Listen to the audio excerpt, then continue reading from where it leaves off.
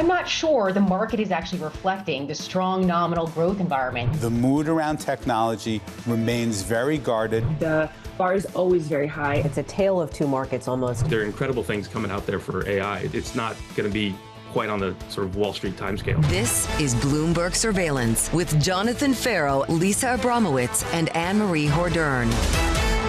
Live from New York City this morning. Good morning, good morning. For our audience worldwide, Bloomberg Surveillance starts right now. Coming into Thursday, big tech struggling to impress. A strong forecast from Nvidia failing to spark a market rally as a soft outlook from Salesforce is sending the stock lower, leaving equities on shaky ground following 2 days of gains. Tech cannot get out of the penalty box. And I don't know if anyone has a clear sense of what it will take for them to actually get out of the penalty box. On one hand, yes, Salesforce didn't exceed expectations in dramatic fashion. They met expectations, was essentially as missing in grand fashion given all of the fears. You have Mark Benioff really trying, saying this is not our first Sascopolis, saying that maybe it's a Sasquatch, meaning that they're going to get better when it comes to all of the uses of agent force. At the same time, it just is unclear the path to either disruption or being the disruptors at a time of such dramatic change. That's Salesforce. Take Nvidia. Listen to these numbers. Revenue of 73%. Margins 75%. The outlook better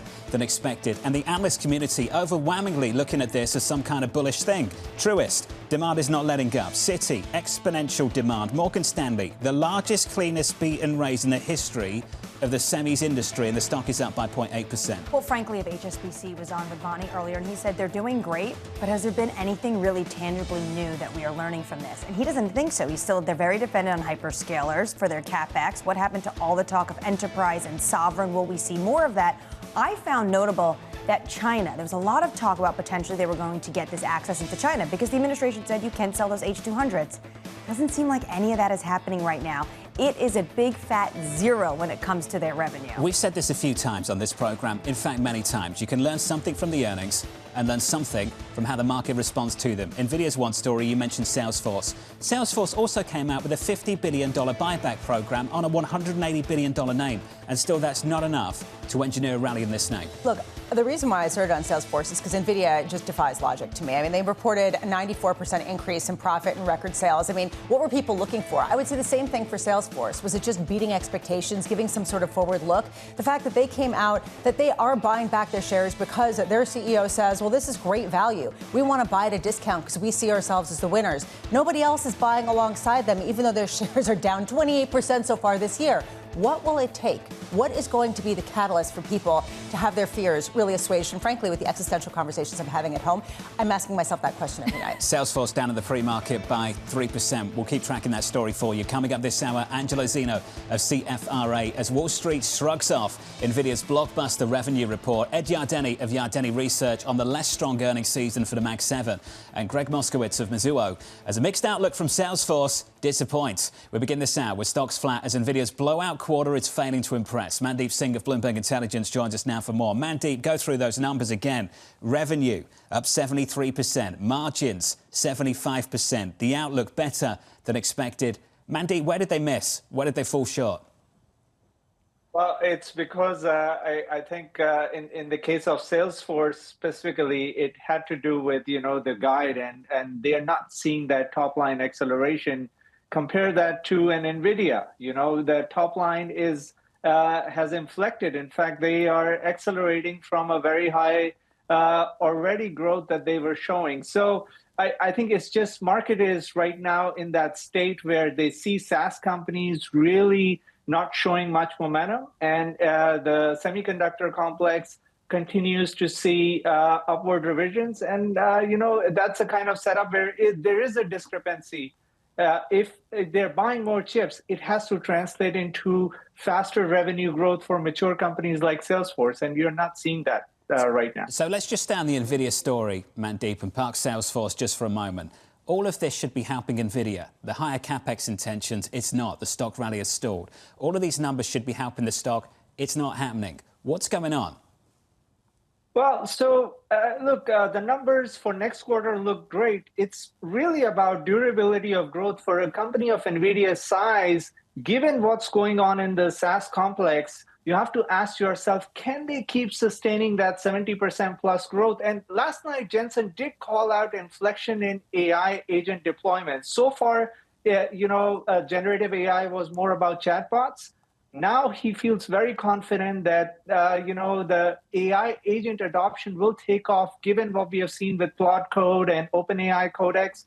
So from that perspective, he does see inference revenue really take off for both the hyperscalers as well as companies that are focused on, these new offerings around AI agents. And that is the proof that I think the market wants to see before they feel this growth is sustainable. Mandeep, thank you, sir, for jumping on. No doubt we'll catch up with you a little bit later. Mandeep of Bloomberg Intelligence. NVIDIA in the pre-market high by 0.9%. The view on Wall Street looks like this. Angelo Zino of CFRA with a 26 price target of 250, writing the following. NVIDIA posted Jan-Q revenue of $68 billion, crushing expectations, driven by continued AI infrastructure build-out and successful Blackwell platform ramp. Angelo joins us now for more. Angelo, on this name, 1 sell, 4 holds, 78 buys. You're one of them. A strong buy, and a rally has stalled. What's behind it, Angelo? Yeah, John, I think it has everything to do with it's something we had written about back in December. It's this changing AI narrative that you're seeing across the markets, right? And I think right now the street really more focused about the risks tied to AI more so than the growth opportunities here long term from AI. And I think that the street's really trying to grasp the two sides, but right now they're really focused on this the risks tied to the AI side. You're getting this massive AI infrastructure build out, but we have yet to really see that AI monetization story really play out to the extent that maybe others had hoped it would play out to this. At this point in time, it's going to take time in terms of this AI monetization story, and I think there might be others out there that are just taking this wait and see approach. So we're getting these beat and raises. The quarter really didn't tell us anything new in many respects, in the sense that we expected a beat and raise, in the sense that we just had a Q4 earnings season where these hyperscalers all significantly ramped up their CapEx spend. So 26 is going to be good. I think that's pretty much baked in the stock. 2027, I think at this point also the visibility looks pretty good as well. I think the street more focused about really that AI monetization story at this point in time. To put simply what you just said, Angelo, is it a case of fear porn trumping any kind of fundamental performance? Because ultimately, I don't know where the risk factor was in the earnings that were reported by NVIDIA. Yeah, I mean, I think when you look at here, I think you're right. I mean, you look at NVIDIA, and I don't think you're going to necessarily see, anything that's going to cause you to raise an eyebrow, be concerned about the story here this quarter, next quarter, the quarter thereafter. I think, again, it is about just monitoring the markets at this point in time. I think on the software side of things, there's definitely some concern. You look at what and you guys just really talked about Salesforce, but you look at Benioff, what he had to say about Salesforce, his conviction level there. You look at what OpenAI and Anthropic are doing. We need to monitor all of that. We need to see this agentic AI inflection really start to pick up in the second half of this year and into 2027. I think if you see that, you see those new use cases emerge, I think then NVIDIA also starts to work alongside that. One thing that Salesforce did seem to point to is Agentforce, this idea of actually using agents, AI agents, to try to monetize this. Exactly what you're saying, that NVIDIA needs to see, and frankly what Jensen Huang was talking about, that he is seeing that inflection point where you are seeing a monetization. What will it take to prove to Wall Street, to analysts, that the monetization is taking place? And ultimately, this is kind of the stick in the whole story. Is it vast layoffs to justify the expense? Is it efficiencies that get borne out in other ways that could potentially be punitive to the overall economy? I mean, you need to see it in the numbers from the hyperscalers. You need to see it in the numbers from, and you have seen it to an extent from the hyperscalers, right? You've seen them be able to monetize AI to an extent, maybe not to the degree that Wall Street has wanted them to. But when you look at the AI inflection thus far, it really has been dominated on the consumer side. And really, you really can't monetize the consumer at this point in time because they're getting this stuff for free. On the enterprise side of things, that's where you need to see those applications really start to pick up. You need to see you don't need to see the entire SaaS community really start to benefit from it. but you need to see, some big wins there. You need to see that inflection in the second half of this year in terms of revenue acceleration, something that Benioff had talked about last night. So you need to see some of those use cases really start to pick up. In terms of the token count, the increase in tokens, that's going to play out. But again, we need to see the revenue really tied to that and be demonstrated, for Wall Street to really like the story here and to warm up to AI again. Angelo, on China, it's the largest market for chips. Do you think at any point this year, NVIDIA will be able to make some revenue from Beijing? I mean, listen, personally, I'm starting to lose hope on the China story, right? I mean, it's hard to really, continue to pound the table on China just on the fact that you've got these geopolitical uncertainties out there. The hope would have been at this point in time, we'd start to see at least some sort of incremental revenue tied to China. Given that we haven't seen it yet, I'm just on the sidelines and saying, hey, listen, if we see it, great. If not, at least NVIDIA continues to find ways, to see their revenue trajectory continue to increase. But, if you're Jensen, you continue to want to, and to some extent need China participation more because of the developer community there, and for those developers to really build on China's software ecosystem. But up until this point, and we've seen it also from AMD. AMD did see about $390 million or so in terms of China revenue in Q4. They guided to only about $100 million here in Q1, and the biggest reason for that is they just don't see the visibility either, and there's a lot of uncertainty. So at this point in time, we're not looking for much out of China. I'm glad you brought up AMD, though. They are making some money off of China. What's the difference between what they're doing versus Jensen Huang?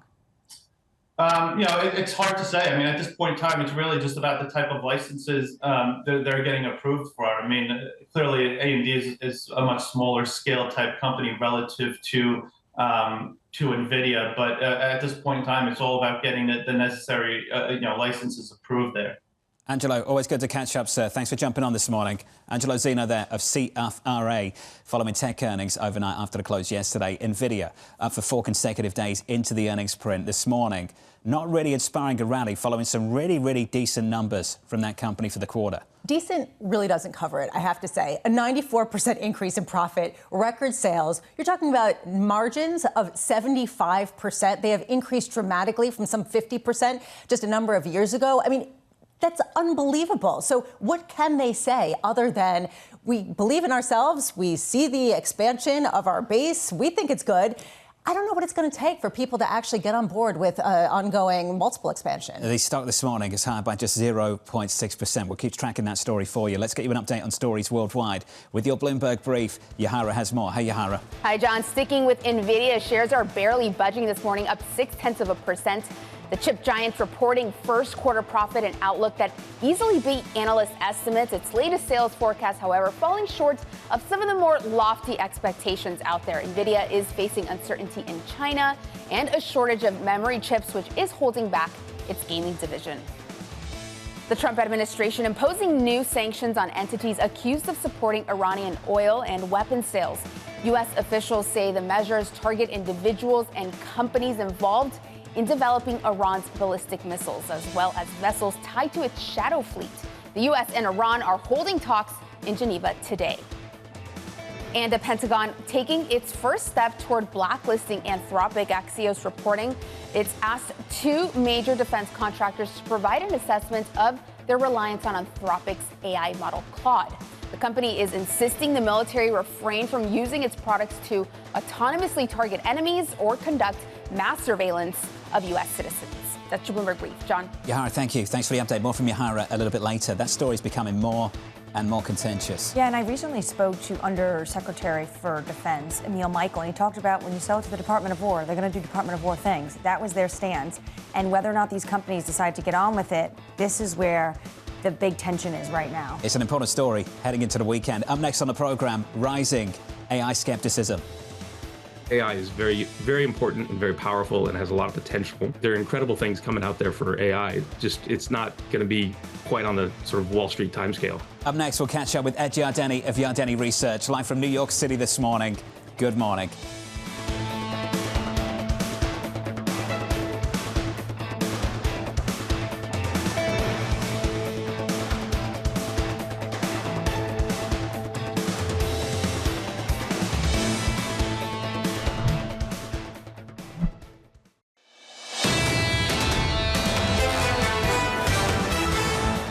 coming into Thursday following 2 days of gains on the S&P 500, it's a familiar story. The rally stalls once again. Futures negative by 0.1% on the Nasdaq, down by 0.1%, even though the earnings have been pretty decent.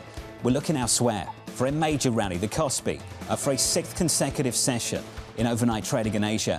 The South Korean index is high by more than 20% for the month. And in the last 2 months, year to date, is up by almost 50%. A major rally developing in Asia. Playing catch-up in some ways. The tech companies over in South Korea in particular, but also in China and elsewhere, sort of taking the helm after you saw U.S. big tech outperform. How far can that go? I think that's the question. I mean, at what point do people not see that as cheap and that see that as the brighter pastures? I mean, is this just sort of shifting around the eggs to try to understand where the next node of value is going to come from, or is there something fundamental here? All the worries about concentration risk stateside, and we pile into South Korea. 2 names, 40% of the index. Amazing. Major rally developing in South Korea. Under surveillance this morning, rising AI skepticism. AI is very, very important and very powerful and has a lot of potential, but that it's going to take a few years at least for us to understand how to adopt it and what it's going to be used for.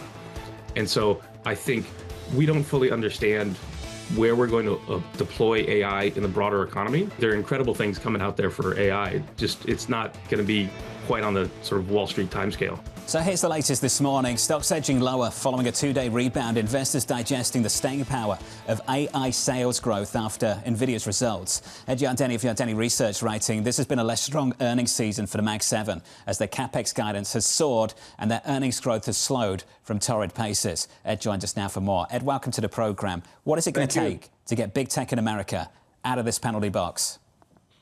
Well, I think right now it's going to stay there for a bit because we've got what I call AI derangement syndrome.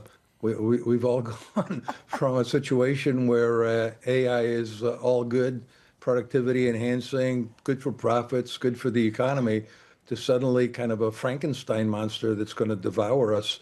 And I think that kind of extreme mood swing isn't going to last terribly long, but it could last through the middle of the year. And meanwhile, we have seen this beginnings of a great rotation into foreign markets, as you pointed out. We've seen a great rotation into sectors of the S&P 500 that certainly lagged behind during the rally we've had. So this is, I think, kind of a healthy repricing of valuation. Remember, there are all these concerns about how the market was too concentrated and that when these Mag 7s were going to start to underperform, that the whole market would underperform, we get a bear market. That's not happening. This is a pretty healthy rebalancing the way I see it. Ed, just clarify, which bit is deranged and which bit's healthy? Well, I think the deranged part of it is the notion that this AI technology is going to eliminate jobs. I guess that started out when Anthropic announced that they were using code to write code. And so suddenly everybody thought, well, why do we need coders?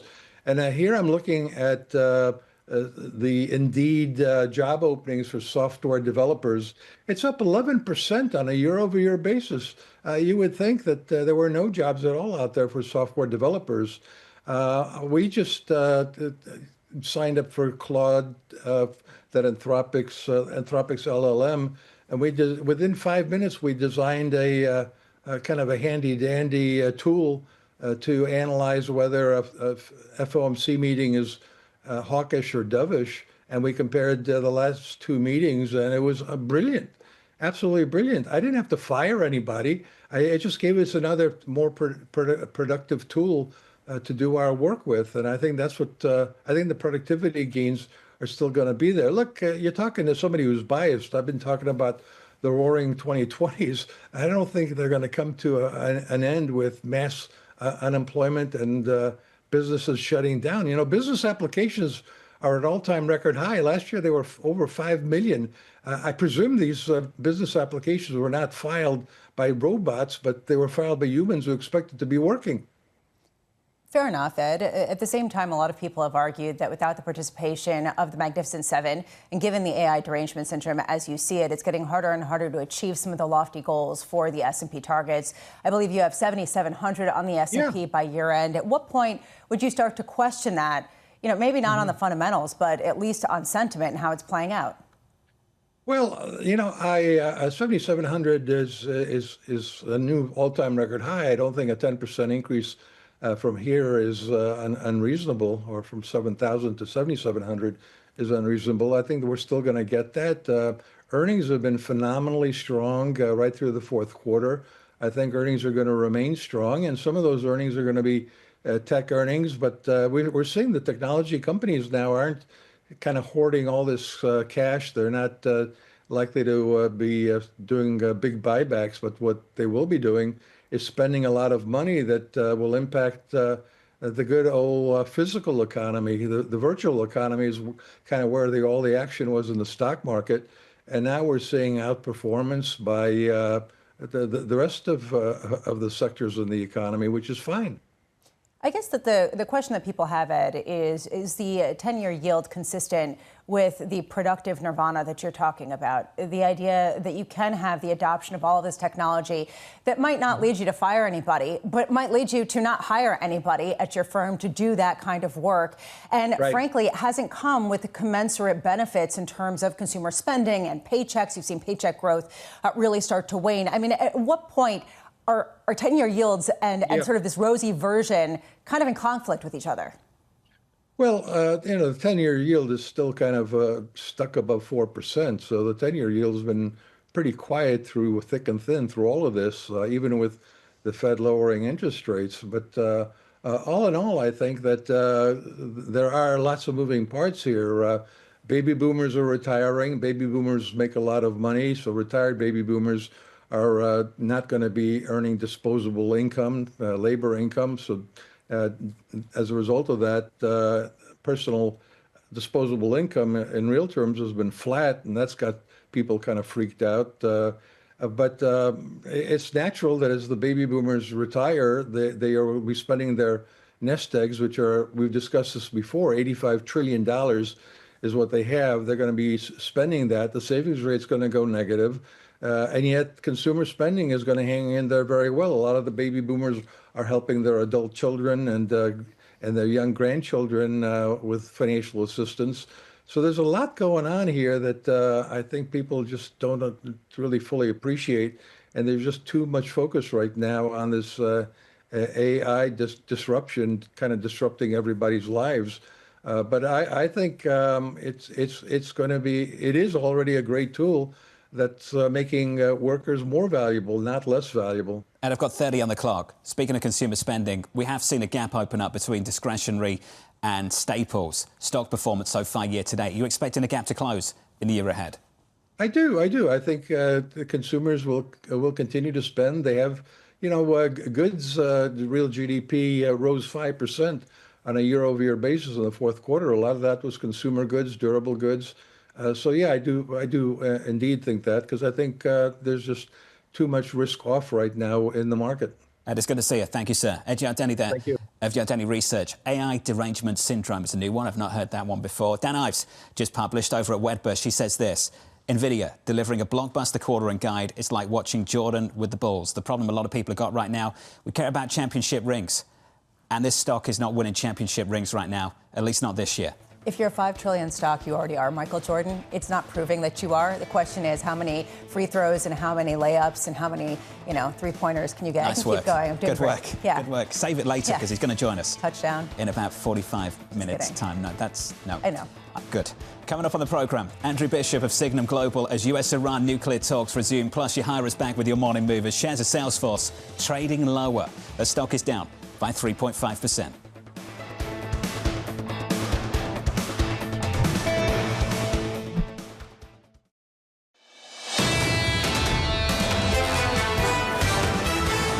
Two days of gains on the S&P 500. The rally stores within 1% of all-time highs on a benchmark stateside. Equities this morning down by not even 0.1%. The Nasdaq down by 0.07. The Nasdaq rallying 2.5% in the last two sessions, and software up by around 4 to 5% over the same time period. So we've had a bounce coming into these earnings from Salesforce and NVIDIA.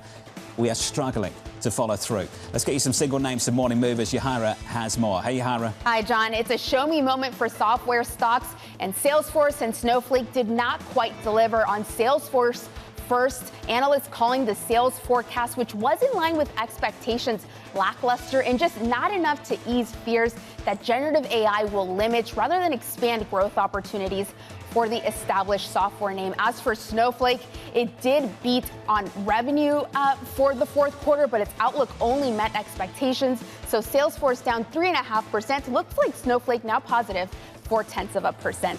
Moving on to another software stock, C3. This is a name that investors initially piled into during the first wave of AI enthusiasm, but it's had a string of bad earnings, and it just posted another one yesterday saying that it's trimming its revenue guidance sharply. Plus, it will cut 26% of its workforce under a new CEO, so shares are plunging 22%. And we're on a software streak this morning. We end on Nutanix.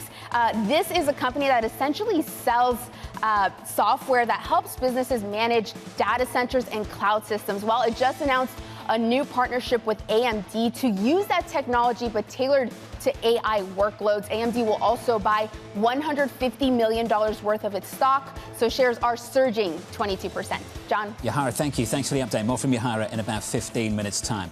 On our radar this morning, NVIDIA failing to wow investors with its latest sales forecast. The CEO, Jensen Huang, insisting customers are seeing the big profits from AI investments, even as the company faces memory shortages and uncertainty in China. Elsewhere, President Donald Trump pushing for big tech to bear the cost of the AI boom. Executives from companies including Amazon, Meta, Microsoft, Alphabet, all heading to the White House next week to sign a pledge they will generate their own power for new data centers. And finally, the Pentagon turning up the heat on Anthropic. Axios reporting the following. Defense officials are weighing a supply chain risk designation, a move that would effectively blacklist the AI giant from military contracts. Look, this is actually incredibly important, as Annmarie was mentioning. This is a question of who holds the keys in geopolitical conflict going forward. Is it going to be the government? Is it going to be the elected officials? Is it going to be the heads of some of these big tech companies? Ultimately, Anthropic was saying, we're going to put limits on what you can do. And Pentagon said, oh, no, you're not, and we're going to penalize you if you do. It really goes to jostling for leverage at this tipping point in geopolitics, where suddenly the technology seems to reign supreme. If they decide, though, to basically say to Anthropic, you're a supply chain risk, this is what we do to companies that are foreign actors. So this would be huge.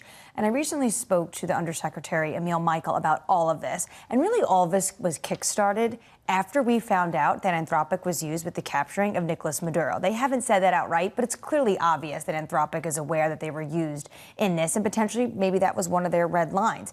But he talked about the fact that if you're going to sell to the Department of War, we're going to do Department of War things. And he went on to talk about that adversaries are certainly using AI in bigger ways with bigger tolerances than our U.S. champions have. And that right now has a lot of tension, and they will need to get to an understanding between Anthropic and DoD, potentially what these lines are that could be crossed or not. I think we're all trying to figure out what this company wants to be. Several of these executives came out of OpenAI. A lot of it was virtue signaling. More recently, have dropped the safety pledge. You were talking about that yesterday in a commercial break with me. And now they've got this kind of tension with the administration over whether they're going to be used for military capabilities and things like that. What is this company? Is it going to be a virtue signaling company, or is it going to get back to business, something in between? Is it struggling at the moment to know what it wants to be before it goes public? And when you hear podcasts or discussions with some of the founders, you can feel that angst, that kind of internal conflict where they came at this with effective altruism, and now they're coming at this with the question of, realistically, who's in charge? Because they are setting the ethical framework for so much of society going forward, potentially. And right now, the government's challenging that and saying, we can use that however we want to. And they're saying, well, we don't know about that, and it's causing a lot of anxiety. I think it's the tolerance that Anthropic is willing to tolerate, because the government has also said that we will be consistent in our use with mass surveillance laws and regulation laws. It's just whether or not Anthropic agrees. This is sort of like the person who created Frankenstein. At what point do they realize they have to let go because it's already created? And that ultimately is what this feels like. Are we at that moment? Let's keep it on the geopolitics. Talks between the US and Iran underway in Geneva. The negotiations will be largely focused on the nuclear program, and we hope progress can be made, because that's the president's preference, to make progress on the diplomatic front. But it's also important to remember that Iran refuses to talk about the ballistic missiles, to us or to anyone, and that's a big problem.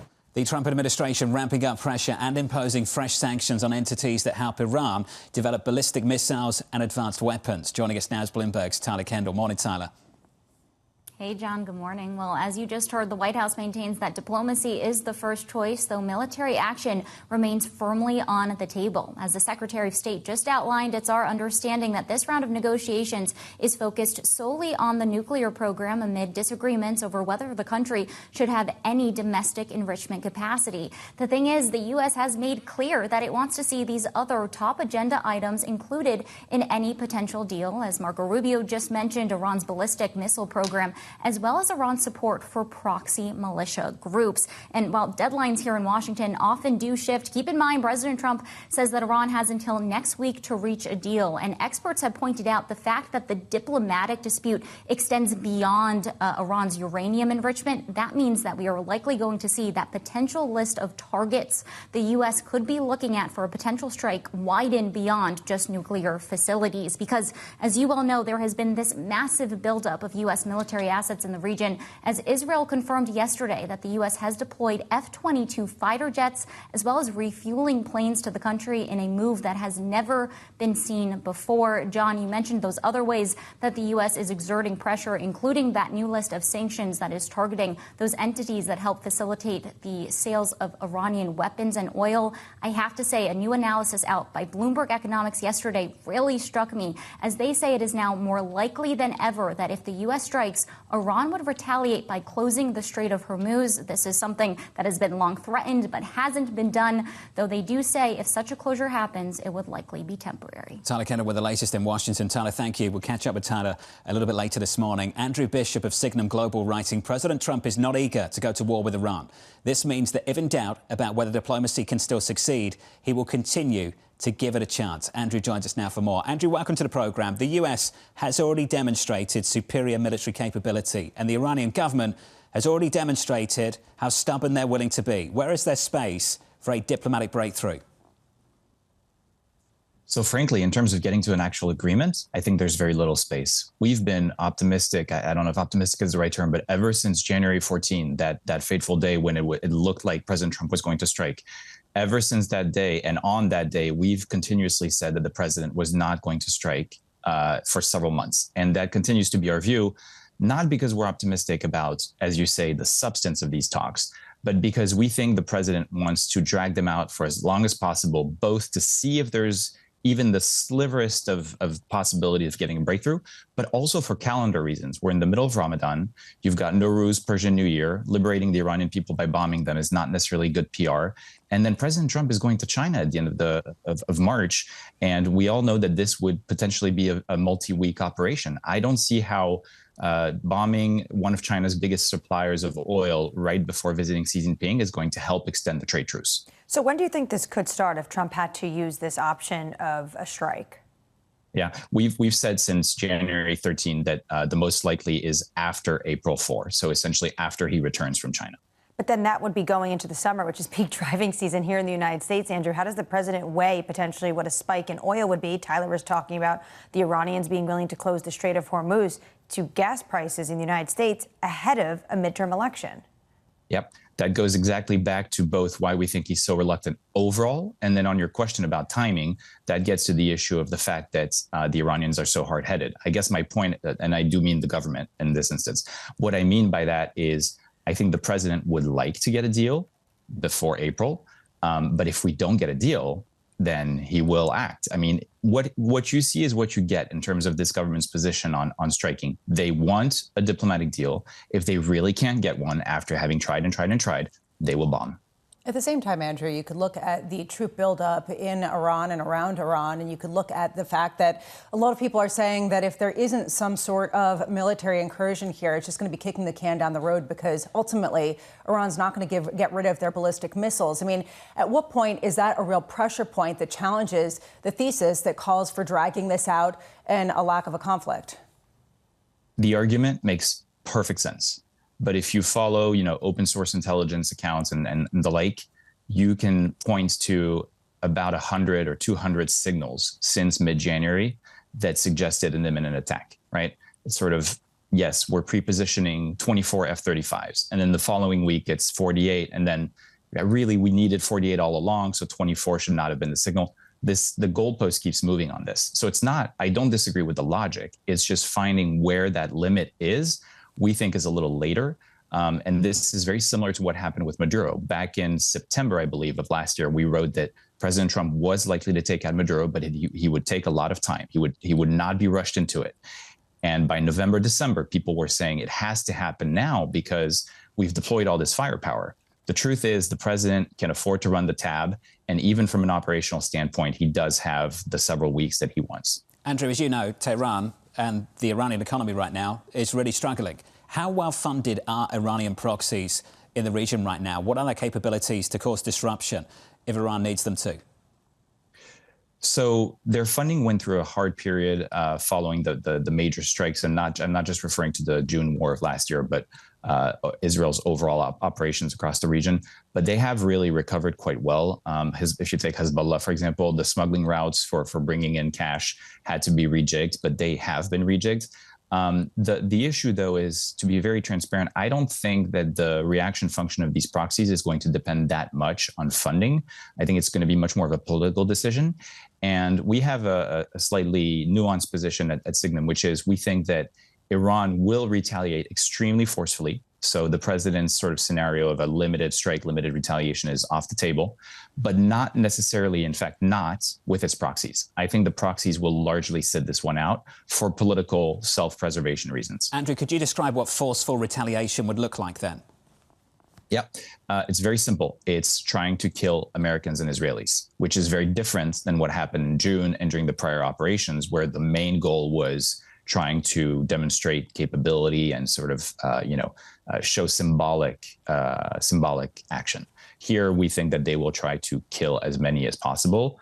And from the military experts we speak with, it is statistically extremely improbable that we will have a war with Iran and no U.S. casualties. Andrew, this is a serious conversation, and I think it's a question we need to ask. When you say kill Israelis and Americans, are you talking about in the region, around Iran, or beyond? Both. I think they'll have less success beyond, just because their capabilities are less good beyond. I'm well aware that, Hezbollah and other groups have had success as far out as Latin America and the like. So that's not inconceivable. But I do think that there's a case to be made that short-range ballistic missiles have a better chance of killing American troops, for example, than Iranian operatives have at conducting a successful terrorist operation in the U.S., which has been largely off the table for the past 25 years. Andrew, appreciate your time. A serious conversation. Thank you, sir. Andrew Bishop there of Signum Global. That is some real high-stakes stuff. When we talk about objectives are one thing. Are the risks worth pursuing those objectives? Well, that's the calculation the administration's got to make. And there's a reason why officials from Trump 1 still have Secret Service details.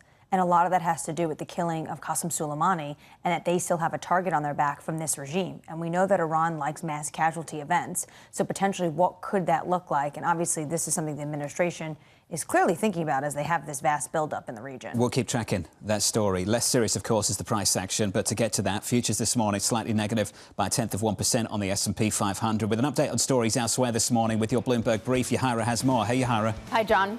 Tensions are escalating between Cuba and the U.S. Cuban forces killed 4 people who opened fire from a speedboat with Florida tags. Cuba says the boat was carrying armed Cuban exiles intent on entering the country to fight against the government. Secretary of State Marco Rubio said the U.S. will investigate the shooting. India Prime Minister Narendra Modi announcing closer defense, trade, and counterterrorism ties with Israel during a rare visit. Modi telling Israeli parliament the defense partnership is essential in today's uncertain world, and both sides are working to expand trade and investment. And Paramount Skydance reporting fourth quarter sales and earnings that beat Wall Street expectations. The results coming days after the company submitted a new bid for rival Warner Brothers, which is, of course, weighing competing offers from Paramount and Netflix. Warner Brothers reports earnings later this morning. That's your Bloomberg Brief. John? Hey, Yahara, thank you. More from Yahara in about 30 minutes from now. Up next on the program, a major software slump. Software companies understand AI better than anybody else. They actually have an opportunity to increase margins even further. It's just the market's ignoring that right now. It's time to talk about Salesforce. Gregg Moskowitz of Mizuho joins us next, live from New York City. You're watching Bloomberg TV.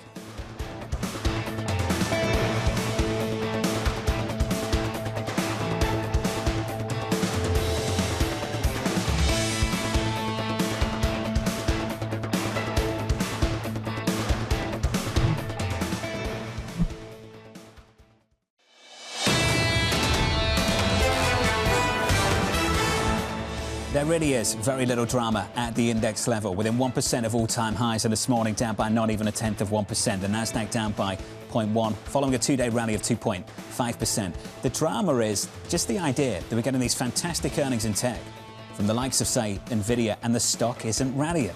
The stock is up by 0.9%. And looking at the numbers this morning, Bramo, to go through the figures again, revenue up 73%, margins 75%, the outlook better than expected, and overwhelmingly the analyst community getting behind this name. And yet still here we are, just up 0.9%. Frankly, it's leaving a mystery of what will it take for people to get enthusiastic, given that these shares have risen so much. I mean, this is nearly a $5 trillion name, so clearly a lot baked in. Nonetheless, this is pretty fantastic on all counts, even including a broadening out in customer base. Is there something else that they need to see? Dan Ives of Wedbush about 30 minutes away. He's got a 300 price target on the name. We trade at 197 in the pre-market at the moment. Salesforce in focus as well. Under surveillance this morning, a major software slump. Software companies understand AI better than anybody else. Software companies don't sell software, they sell services. Software is a cost for them, and that cost is now going down very substantially because AI is the best at writing code. And so they actually have an opportunity to increase margins even further. It's just the market's ignoring that right now. So here's the latest this morning. A soft outlook from Salesforce sending the stock lower and fueling investor concerns in the sector.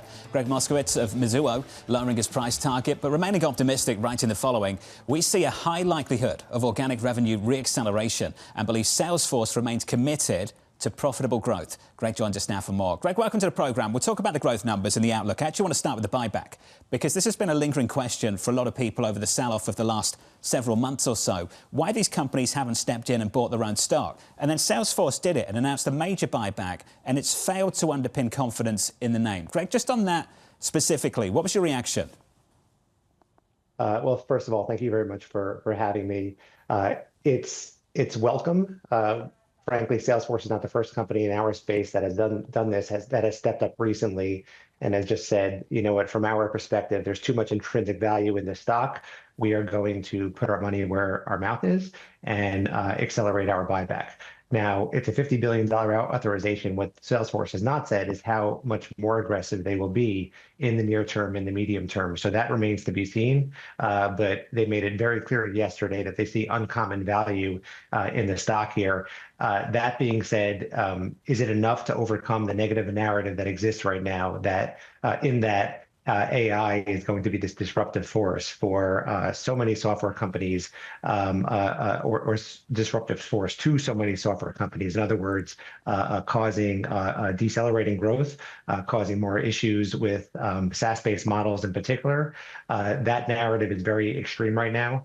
It's very strong. It's having an overwhelming effect on a lot of these names, including Salesforce. In my opinion, the buyback announcement is not going to be enough to offset that right now. With that in mind, Gregg, as you think about the runway, the path forward, the calendar from here, how much longer, how much more time does this name need to demonstrate that they can counter that narrative? It's a terrific question. And I think really, Jonathan, it comes down to acceleration. Now, it has been a while since we've seen accelerating growth from Salesforce. They are telling us now that they expect that will happen in the second half of this fiscal year. So we're about, in our opinion, that's going to happen in Q3 of fiscal 27. So we're 3 quarters away from that occurring.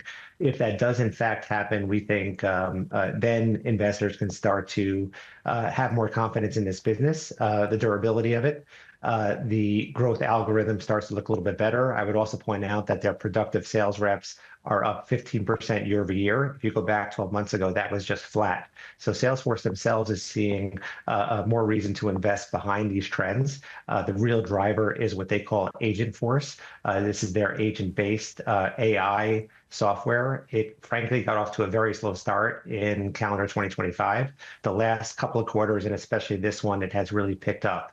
It was at $540 million in annualized recurring revenue last quarter. It's now at $800 million. So the growth is starting to compound. And in calendar 2026, we think that's going to start to have a measurable impact on the overall growth for this company. To be clear, Agent Force is a slew of autonomous AI agents that can do the whole process end to end, whether it's sales, service, marketing, et cetera. Gregg, it feels like the profitability acceleration that people are looking for in Salesforce has to come from the expense of either human capital or in terms of gaining market share from other potential software providers. It doesn't feel like it's a winner takes all type of environment. Which avenue do you think will allow them to accelerate revenues? Who loses? So I agree. This is certainly not a winner-take-all environment or situation as it pertains to Salesforce or the space more broadly. Now, where we see Agent Force being most applicable, certainly over the medium term, is in customer support, what they used to call their Service Cloud business. Secondarily, we see a real opportunity within certain aspects of Sales Cloud, which of course is their CRM business that they have been known for and really the roots of the company. Conversely, you mentioned marketing and commerce. That is a real pain point for Salesforce. That growth has been decelerating. We are not expecting that to pick up in calendar 2026 either. I think that's going to continue to be a thorn in the side of Salesforce. Having said that, it's also a smaller business than Service Cloud and Sales Cloud. And so we still think on a net basis, you're going to see some more meaningful trends around Agent Force and what it means for the growth of this company. You sound pretty positive, and yet you lowered your price target to $265 from $280. Why? In our opinion, this was a bit of a mixed quarter, slightly underwhelming. Their CRPO, what they call current remaining performance obligations, that's Salesforce's most important metric. It was 13% on a constant currency basis, 13% year-over-year growth. That's not bad, but it was right in line with guidance. Usually we see Salesforce do a little bit better than that. Also, their organic revenue growth was a little bit below where we and consensus had expected for this quarter. So again, I'd say a little bit underwhelming, and we're being reflective of that in our price target. It does not, however, change our view of accelerating growth in 2026. And our price target, of course, does still reflect substantial upside versus where the stock is trading today. Hey, Gregg, I know yesterday evening was busy for you. Thanks for making time for us early this morning. We appreciate it. Thank you. Gregg Moskowitz there of Mizuho on Salesforce. That name down this morning by close to 3 to 4% softer. You're not going to get it done with one quarter on a stock buyback.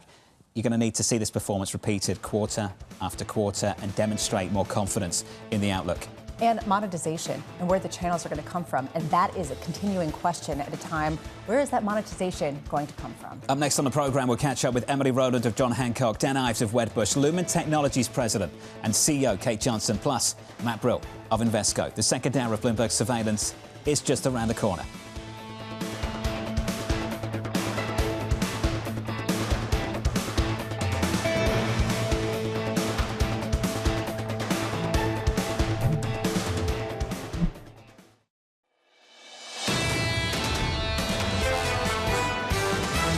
Now is the time for the economy to be really accelerating. And there's not much evidence that that's actually happening. I'm really nervous about the economy for the next few months. There's a lot of different forces pulling in different directions. Right now, recession seems a long way off. We think in an environment where the Fed maybe still has 1 to 2 rate cuts ahead of it. This is Bloomberg Surveillance with Jonathan Ferro, Lisa Abramowicz, and Annmarie Hordern.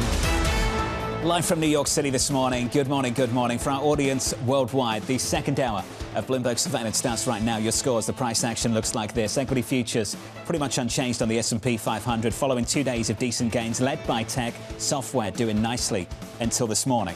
The Nasdaq futures are down by, let's call it 1/10%. 2 names to look at. Let's start with Salesforce. Salesforce cannot get out of the penalty box. That name is down by 3.6%, even with a $50 billion stock buyback. The other name, the obvious one, NVIDIA. Fantastic numbers. And yet here we are. The stock is only up by 1% in early trading. And it's a tale of 2 different industries, right? NVIDIA got it done. Nothing you could poke a hole with in terms of their earnings report. The increase year over year is just tremendous. The fact that they've got 75% profit margins, what can't they charge their hyperscaler customers? With respect to Salesforce, a bit of a different story because they didn't show the acceleration in growth that a lot of people were looking for. Nonetheless, what will it take, given the fact that Mark Benioff sounds very happy? He's talking about not the SaaScopolis, but the Sasquatch, which, again, I'm trying to wrap my head around. But nonetheless, it does seem like this market is permanently in what was it again? AI derangement syndrome? Yes. I think that's exactly perhaps where we are. Yardeni of Yardeni Research coined that phrase a little bit earlier this morning. Emily Roland's going to join us in a moment. She said this: it's like Nvidia's winning the game, but investors are giving participation prizes out to all the other players. It seems like right now, NVIDIA is the ultimate winner of $650 billion of CapEx spending from 4 hyperscalers. And yet people are looking beyond that and saying, actually, it might be beneficial for everyone or for nobody. There are a lot of unanswered questions.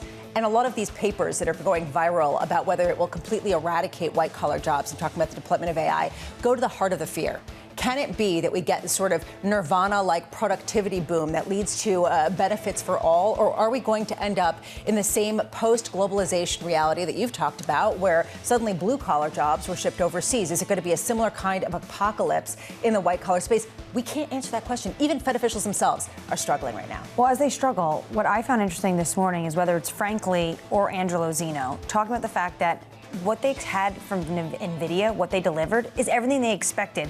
Both of these analysts said they didn't tell us anything new, which is probably why maybe we're not seeing the stock actually take off that matches the numbers that are just absolutely blockbuster from the company. Speaking of earnings, numbers from Warner Brothers Discovery just dropping. Yahara will get you up to speed on the details of that in just a moment, but in some ways, the numbers kind of don't matter anymore, right? You're following the earnings coming out of this stock, out of Paramount, and you're sitting there thinking the same thing. Who wins the race for this one name? And evidently, people can't throw enough money at a company that is losing money, right? I mean, we're looking right now, we're talking about how NVIDIA is minting cash. I mean, hundreds of billions of dollars coming in their doors. We're talking about Warner Brothers losing, sort of declining in revenues, losing about 10 cents per share versus the estimate of 3.8 cents a share. And you're seeing subscribers come in light. Doesn't matter, because ultimately this is going to be somebody else's problem and somebody else's opportunity. And frankly, it's a different kind of drama. Stand by. We'll get you more details on that name in just a moment. Coming up on the hour, we'll catch up with Emily Roland of John Hancock as the equity market rally stalls. Dan Ives of Wedbush as strong NVIDIA earnings struggle to impress. Matt Brill of Invesco as AI CapEx debt continues to swell. We begin this out as big tech struggles to impress. A blowout quarter for NVIDIA, failing to spark a market rally. Emily Roland of John Hancock Investment Management writing the following: it's amazing the market doesn't seem to care. It's like NVIDIA is winning the game, but investors are giving participation prizes out to all the other players. Emily joins us now for more. Emily, welcome. I think a lot of people feel the same way this morning, looking at those numbers yesterday evening, looking at the price action this morning, and Emily asking themselves the question, what is going on? Yeah, John, there has never been anything like this in U.S. corporate history. 80% year-over-year earnings growth. The estimate was 57% on a $5 trillion company. Like, this is just so remarkable. And then you wake up this morning and you look at the relative winners again, and it's the Kospi, it's Europe, it's the CAC, it's everything else except U.S. technology companies. The market cap of NVIDIA hasn't really changed very much over the past 6 months. And meanwhile, we've just seen massive multiple expansion, massive changes in terms of the size of pretty much every other company on the planet. We've been talking about this sort of idea of March madness coming up. To us, it's momentum madness that we're watching. And you think about the brackets, it's Spain, it's the Kospi, it's Europe, it's silver. And that's really where the focus has been. And the markets are really not all that impressed by NVIDIA. Pretty remarkable to us, given the strength of the earnings, the margins, the revenues there. Emily, you saw it as soon as the year started, straight out of the gate, the Kospi, off to the races. South Korean equities are up by close to 50% year to date. We're not even 2 full months into the year. You talk about the momentum. The team's going to have plenty of questions about tech and what's happening stateside, but the momentum that's happening elsewhere, do you really want to fight that right now? I mean, momentum, as we know, is a really powerful force. Matt Miskin and I have been watching the Kospi for about a year now. It's up 160% over a 1-year basis. And we're always trying to square that with what the fundamentals look like and what the economic picture looks like in some of these countries. You look, for example, at Europe. The estimate for earnings growth this quarter was 3%. They barely beat that, and that European equities are on fire. In the United States, the earnings growth estimate for this quarter was 8%, and we're coming in at 15%. That's almost double. Technology companies just produced 33% year-over-year earnings growth. In the United States, it's not getting rewarded.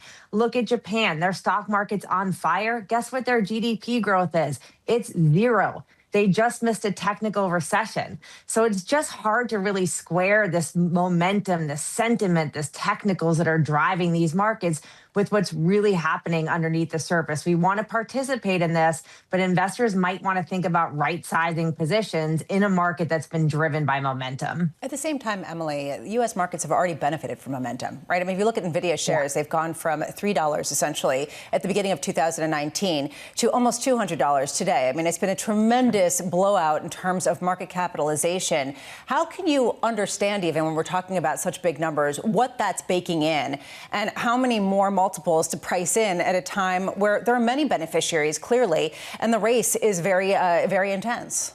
Yeah, absolutely. And the earnings engine is on in the United States. So when we think about valuations, we really care a lot more about the denominator. And we've seen that, especially in some of these AI beneficiaries. But we just saw so much momentum. To your point last year, it's just going to be hard to repeat that, to continue to compound that. So we understand this idea that there's catch-up potential in other areas of the market, but we are always following earnings. We believe that stock prices follow profits over time, and that's where the earnings are. Now, do you need to protect against the valuation risk that's inherent in some of these big, large cap companies, tech companies in the United States? Absolutely. So what we're doing is we're looking at sort of our favorite, more quality cyclical areas of the market. Industrials has been a top idea for us for quite some time. We're going down in market cap and looking at mid-cap stocks, which have elevated earnings growth prospects and at least like reasonable valuations in a world where everything is expensive right now. So it's about owning tech. It's about looking for the earnings, following the profits, but then diversifying from that down in market cap and looking for quality value. Emily, is it a contradiction to go down in market cap, to go to smaller, riskier companies and also like high quality bonds? I mean, is there a contradiction here betting on the reacceleration of the economy on one hand, but then on sort of the opposite on the other? So great question. So it's a key reason that we're overweight mid versus small cap stocks. We look at small caps, they're lower quality. 40% of the Russell 2000 index is comprised of unprofitable companies. We really prefer to be up in cap to mid caps, which are not our parents' mid cap stocks anymore. These are pretty large companies. But on the fixed income side, that's an area that we just think is mispriced. With the 10-year Treasury yield still over 4%, there's opportunity, especially in the intermediate part of the curve here, to lean into that. Bonds returned 4 to 5%, or 7 to 8%, like very quietly last year. We think that can happen again. Now, there's not as much value on the shorter end of the curve now. Given the moves there, investors can benefit from roll down. They can get income. We don't think that bond investors are sniffing out the disinflation and the lower growth that's coming down the pipeline. And that's an area that we think offers some relative value across markets. Emily, if investors like utilities, materials, and some of these more tangible assets, aren't they also part of the AI trade? You have to have a case that the AI build out is going to be real. Oh, that's a huge part of it. These are traditionally more defensive assets, but they're also benefiting from the build out of data centers around AI. We're looking at industrial production, automation, robotics as key themes. So these sort of old school, parts of the economy, parts of the market are also, benefiting from this AI build out, the lack of supply that's needed in order to build the infrastructure here. So, we're looking at that as an opportunity, again, to sort of look at the tertiary beneficiaries of AI here. So wouldn't the market view that as the AI trade is real? And when you see blockbuster results like you have from NVIDIA overnight, that you would want to buy into it even more this morning? Yeah, absolutely. And I think, Annmarie, the challenge is just the size of this. You look at how important that market has become to the economy, and it's just remarkable. Consumer net worth right now is sitting at a record $176 trillion. The stock market at $60 trillion dwarfs the size of the U.S. economy right now. So we've seen this incredible capital appreciation that's been driven by AI as being the most important thing. The market is like the tail that's wagging the dog of the economy, and it's usually the opposite. So we want to think about diversification given the fact that there's so much wealth that's concentrated in AI, and it puts us in a little bit of a precarious position. If we do see a challenge here, there's a lot that's been written, of course, as of late around software companies and the obsolescence potentially there. We think that is overdone, but we've got to think about how much of a risk there is given this massive wealth concentration in the AI trade, and think about other ways, other assets to own to diversify from that, whether it's infrastructure, whether it's bonds, whether it's utilities, et cetera. Emily, it's good to see you. As always, thanks for jumping on. Emily Roland there of John Hancock. It's easy to forget how big some of these companies are. More than 4.5 trillion. Imagine telling someone 40 years ago that the biggest company on the planet would be close to $5 trillion. Nvidia something like 4.7. US GDP in the mid-80s was about $4.5 trillion. These companies are massive. Which is a reason why, as we're saying, that NVIDIA is barely moving or barely responding, up almost 1% is up almost $50 billion. So, I mean, we're talking about not nothing. So at a certain point, are we just reaching sort of warp speed here, and any incremental gains is just a massive amount of money still? Futures so far this morning just about unchanged to both the Nasdaq and on the S&P 500, with an update on stories worldwide this morning with your Bloomberg Brief. Let's cross over to Yahara for more. Hey, Yahara. Hi, John. World Economic Forum chief Borge Brende is stepping down over his ties to Jeffrey Epstein. In a statement, Brende said it's time for the forum to continue its important work without distractions. The WEF thanked Brende for his contributions and leading a successful meeting in Davos in January, while announcing a new interim president. Meanwhile, shares of Warner Brothers Discovery edging higher in the pre-market following its earnings release just moments ago. The company reporting adjusted EBITDA for the quarter that beat the average analyst estimate. The results coming as the bidding war for Warner Brothers is heating up. Investors awaiting the final word on whether Netflix or Paramount Skydance will seize control of the Hollywood giant. And over in London, Rolls-Royce shares hitting a record high. The company announcing a record stock buyback of nearly $12 billion over the next 2 years. Rolls-Royce also raising its mid-year earnings target thanks to orders for aircraft engines and power systems due to AI. That's your Bloomberg Brief, John. Yahara, thank you. More from Yahara later this hour. Up next on the program, NVIDIA struggling to impress. I think right now the street really more focused about the risks tied to AI, more so than the growth opportunities here long term from AI. And I think that the street's really trying to grasp the two sides. So if you want the bull case, you speak to the bull himself. Dan Ives of Wedbush joins us next, live from New York City this morning. Good morning.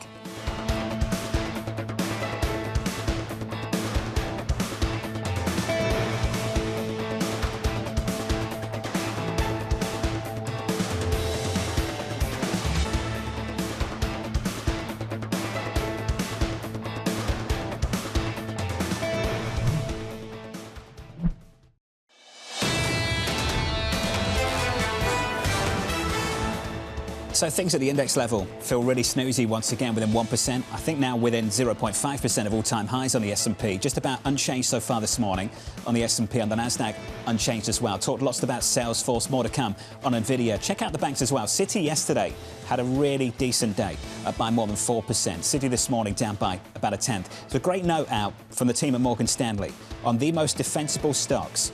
And some of their picks on the bank side of things, Citi, Bank of America, State Street. Here's the quote from them. Regulatory intensity, balance sheet requirements, relationship-driven models limit disintermediation. AI drives productivity gains across operations, risk and client service, supporting sustained operating leverage. This is why, from an AI perspective, some of the analysts over at Morgan Stanley like a few of these names. Because ultimately, the big are going to benefit that much more from their platforms, as well as the fact that people need to go out and actually talk with their clients. We've heard this from the likes of many people at Citi Wealth and beyond. A question of who then this is a detriment for, right? And we've seen that kind of cannibalization from other wealth management platforms. Is it going to be everyone benefits in this sort of nirvana-like productivity boom, or are we looking at truly the winners and losers and the market's trying to figure out who's who? It just seems at the moment, Bramo, we're spending too much time thinking about who loses. The fear has taken us in that direction, and not enough time, not sufficiently and not enough time to focus on who's winning at the moment or who might win further down the line and why. It seems like right now people are saying that the U.S. is priced to win, and right now we're not sure whether everyone's going to win in the same way, so we're just going to go invest in the Kospi. And that essentially is what people are doing, even though there are going to be some very big winners, which is the reason why you're seeing Walmart, for example, really benefit. But why wouldn't the biggest banks also be on the other end of that? A close to 50% move on South Korean equities year to date is just phenomenal. Under surveillance this morning, NVIDIA struggling to impress. It's this changing AI narrative that you're seeing across the markets, right? And I think right now the street really more focused about the risks tied to AI, more so than the growth opportunities here long term from AI. And I think that the street's really trying to grasp the two sides, but right now they're really focused on this, the risks tied to the AI side. So here's the latest this morning. Blockbuster earnings and a strong forecast from Nvidia failing to spark a market rally. Concerns rising that an overheated AI economy may weigh on growth. Dan Ives of Wedbush raising its price target on the stock to 300 and writing this: Nvidia is at the beginning of this transformational superstar narrative playing out for the tech world. Dan joins us now for more. Dan, welcome to the show. I'm going to repeat myself. I feel like a broken record, but it's got to be asked. If that's the case, why has this stock done nothing for 4 months? Look, I think right now, I mean, the street's this glass half empty view. You look at these numbers, these are Michael Jordan-like. I mean, in terms of the beat that you saw in data center, the 78 billion for next quarter, I mean, that's almost, call it 500 to 700 bips above street. Look, I think, you hit it. Right now, everyone's focused on the losers, how AI is going to hurt. The reality is that it's all about CapEx numbers and data center demand. What you saw from NVIDIA, the AI bubble essentially gets thrown out the window. And look, I think this is a stock that's ultimately like up 3 to 5% today. And in my opinion, like $300, as we talk about, that's probably base case to where this ultimately goes. I think we're just in one of those narratives, you follow the numbers, superstar performance. And yet, Dan, you follow the market response too. And the market's telling you that much of what you're saying is well understood and well priced. And now we're starting to get our hands around what the transition's going to look like to Rubin from here, starting to understand potential constraints, maybe even deceleration in CapEx from here. Dan, what's your response to all of those things? Mm-hmm. Yeah, my response would be, if you look at physical AI today, it's less than 3% of revenues for NVIDIA. And I could argue that's probably going to be 15 to 20% when you look at the next few years. That's not factored in. I think the street continues. If you think about over the last few years in NVIDIA, they underestimate what the demand is going to look like. And when you look at the trillions of dollars of spending over the next few years, there's one chip in the world fueling it, but it's the derivative impacts. I think Jensen hit on in terms of the software doomsday trade right now. I call it an AI ghost trade. I mean, software is going to play a huge role in terms of the use cases, and that's another ripple effect in terms of the AI.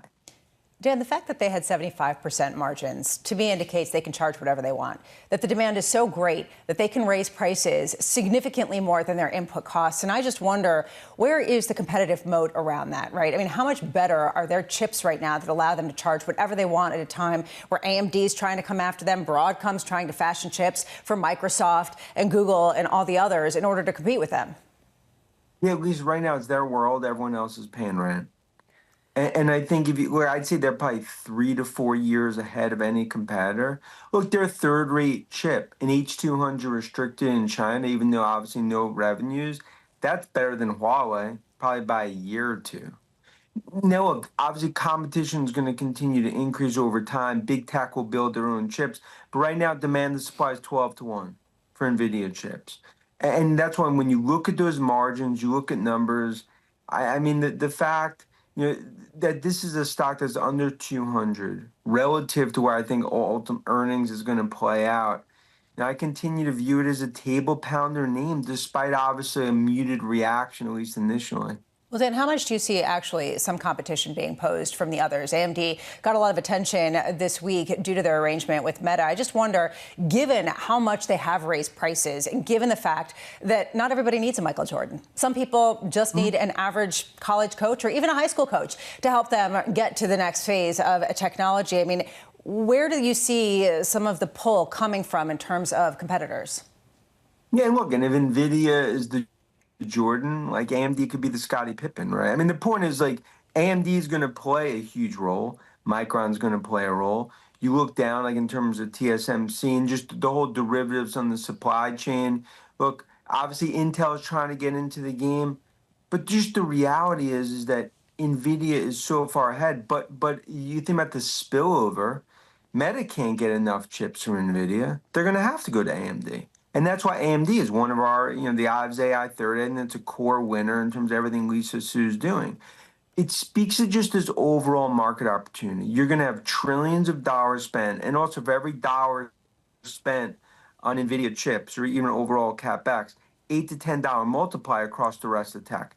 That speaks to what I view as on software and infrastructure. Street is massively mispricing the ripple effects that's going to happen here. At risk of totally derailing the conversation and pulling a TK, everyone wants to know who Dennis Rodman is. No? Who's Dennis Rodman of the chip world? I mean, look, I think if you had to do Dennis Rodman here, that'd probably be the Palantir. Yeah. If I kind of had to put that in there to maybe go into that narrative. That's a good response. I think they might like that too. I'm impressed on the spot with that. And maybe the Steve Kerr would be the Microsoft. There we go. Something sensible. That makes sense. Dan, let's talk about another name, Salesforce. You've got an outperform rating on the name, 325 price target. That name is really, really struggling. Why are you sticking with it? We're at 184 and we're down 3% of the pre-market. It's because it's my view. It goes back to, I think, the most disconnected narrative in tech that I've seen in my career is the software doomsday narrative. Salesforce, look, have they struggled in terms of monetizing AI? Yeah, and I think Benioff would admit that. But they will be a winner over the next 12, 18, 24 months in AI. And it speaks to my view, like, call it 2-3% of revenue today. That's call it AI impacted. That's going to be 25% by next year. And I think they're laying out with Agent Force the narrative. They're starting to monetize. And I just look at the stock relative to free cash flow. I mean, I view this as kind of a 10% downside. You know, I ultimately think could be a double in terms of the upside. And that's why that risk reward, I view it as a table pound here. I get right now New York City cab drivers bearish in Salesforce, bearish in ServiceNow. But this will be viewed as the time to own these software names, and that continues to be our view and our thesis. We'll see if that's the case, no doubt. We'll catch up in a month, and we'll see where the prices have taken us. Dan, it's good to see you. Dan Ives there of Wedbush. Salesforce down in the pre-market, NVIDIA struggling to rally. A lot of these things, we understand the bull case, and yet here we are with fantastic numbers behind us, and we're not getting that rally in the name. Yeah, we're getting just a marginal rally because there just still are so many questions. I will just say, commentary from the audience, thank you for this. Going down a dangerous basketball analogy road, abort. So I think that I will stand clear of talking about Dennis Rodman, but I thought that was actually pretty What funny. kind of trouble do they think you're going to get in? Embarrassing myself. Oh, okay. Like horribly. You know, the whole touchdown I would have thing. run out of basketball player names after that anyway. I was about to say, how far to know who Once you Huawei get is. through like the 90s Bulls, I've not got much left. That's pretty so then much. go to Kobe and LeBron and then kind of stop there. Yeah, well, I'm not going to try. A few others I'm in going to take the your mix advice. Thank you. as well. I'll take that advice too. Up next on the programme, terrible product, the NBA, right now. Oh, my God. Of course we went back there. Come okay, on. Lumen Technologies President and CEO. Kate Johnson joins us next.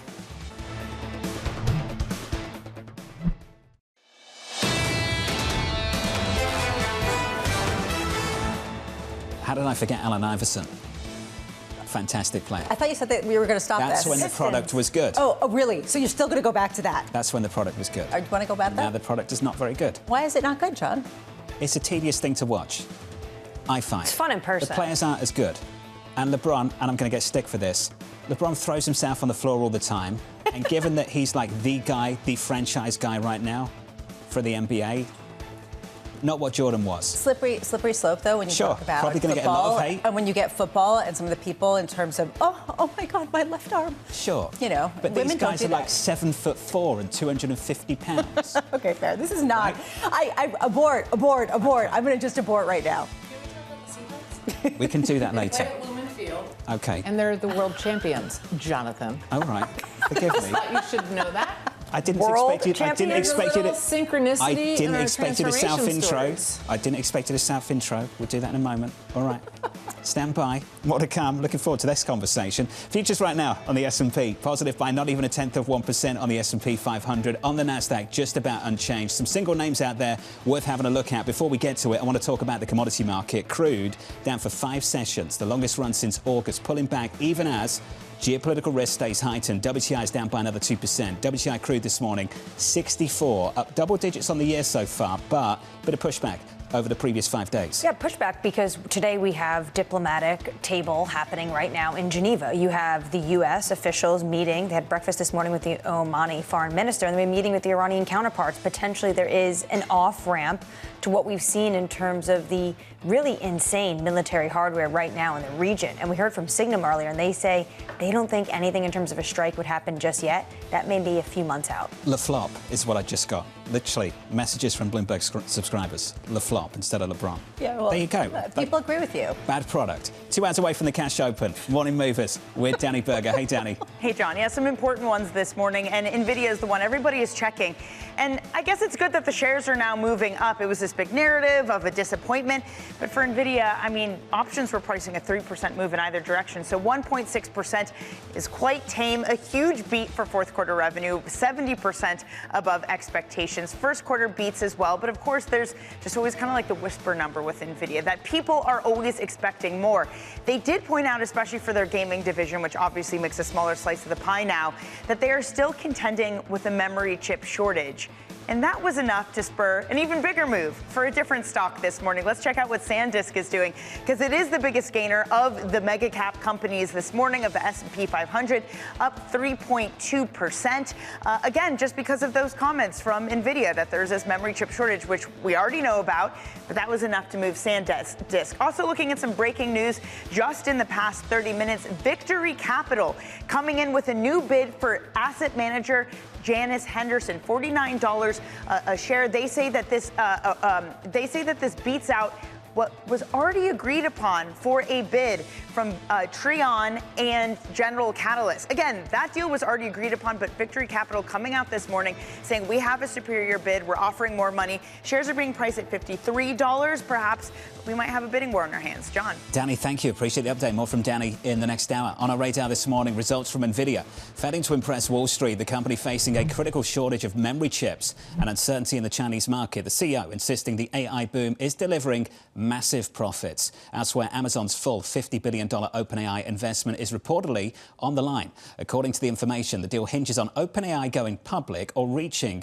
human-level intelligence. And finally, the Netflix co-CEO reportedly heading to the White House today. According to Politico, Sarandos will discuss the company's potential acquisition of Warner Brothers. The visit also following pressure from President Trump to fire the Netflix board member, Susan Rice. This is the speculation we've been hearing. Is this going to be ultimately a question of Larry Ellison versus some of the board members at Netflix, and who is the political preference of this administration?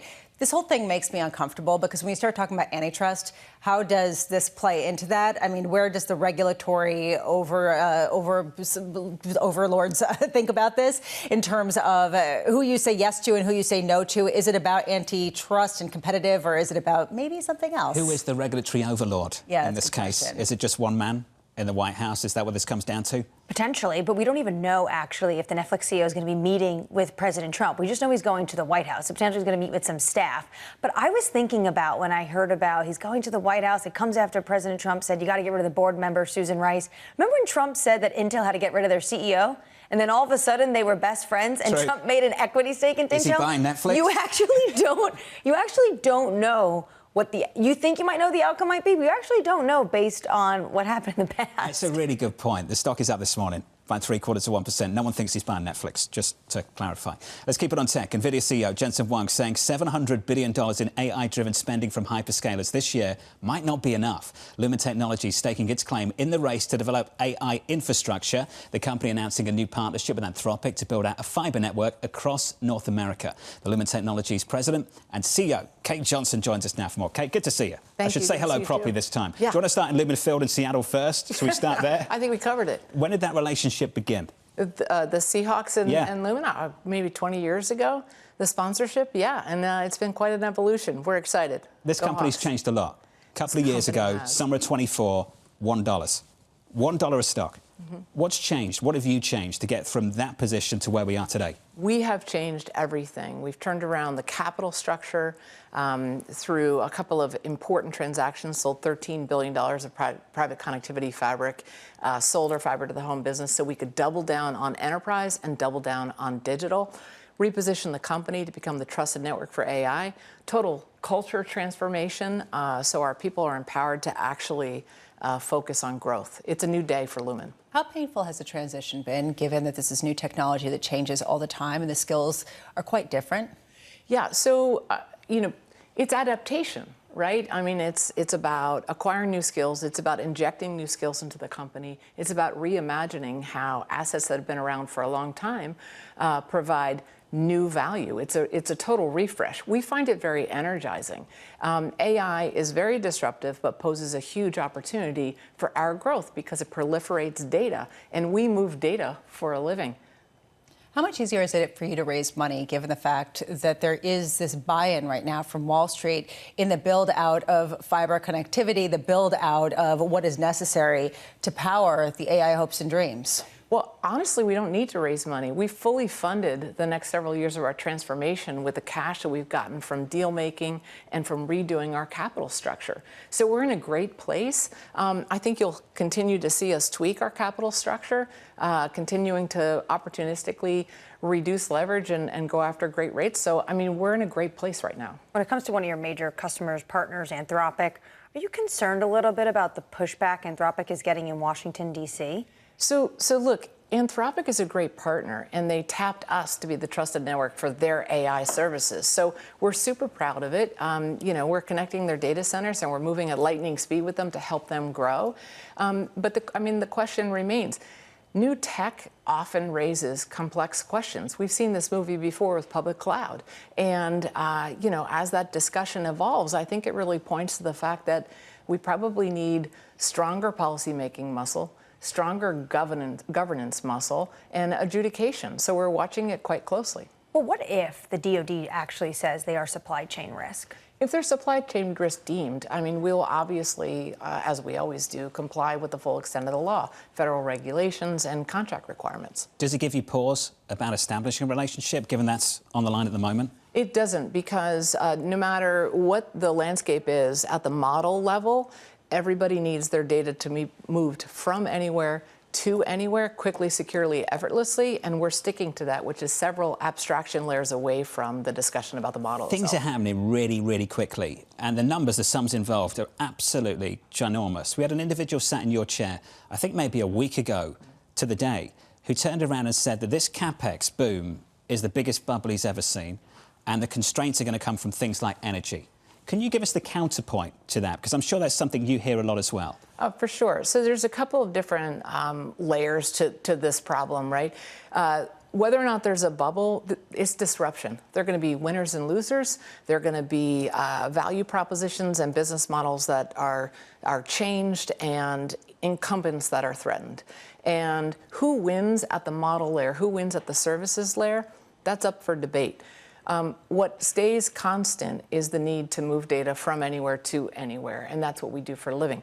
We also got paid up front for building out all the infrastructure. So we're helping build the supply side of the AI economy, and we were able, to take in all of that cash up front, and it'll take several decades. We have more in pipe, so we know there's more coming along. I think on the demand side, it gets really interesting. It's as enterprises start to consume, those services, what does that look like? And I think that's where a lot of the adaptation that we talked about earlier needs to happen. Aside from some of the bombastic headlines about AI being a bubble and data centers being a bubble, when you talk to people, one of the fears is the data center that isn't near a big city, the data center that's out in the middle of Tennessee, and whether that becomes a stranded asset. You're kind of the answer in terms of connecting all of this. Mm-hmm. How big of a concern is that? I mean, do you think that the connectivity between some of these more remote data centers is feasible over a longer term with a bigger load? Honestly, we already cover a lot of the remote data centers, and the ones that are being built are looking at all of the constraints, energy, fiber, et cetera. And we're right there in partnership with them as they build those plans. So our coverage is an asset. It gives us an advantage in that marketplace, and we're leaning into it. It's how we're winning so many of these contracts. From an energy scarcity perspective, there's a couple different things.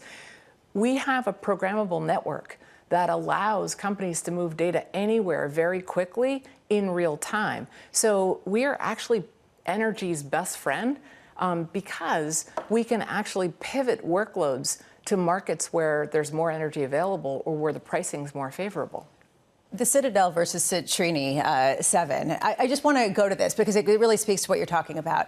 The whole Citadel comment was that the amount of energy that would be required for the kind of productivity and human replacement that Citrini was talking about totally undermines the whole argument, and that we're so far behind it that it just seems absolutely implausible. At that point, just getting a human to do it is much easier.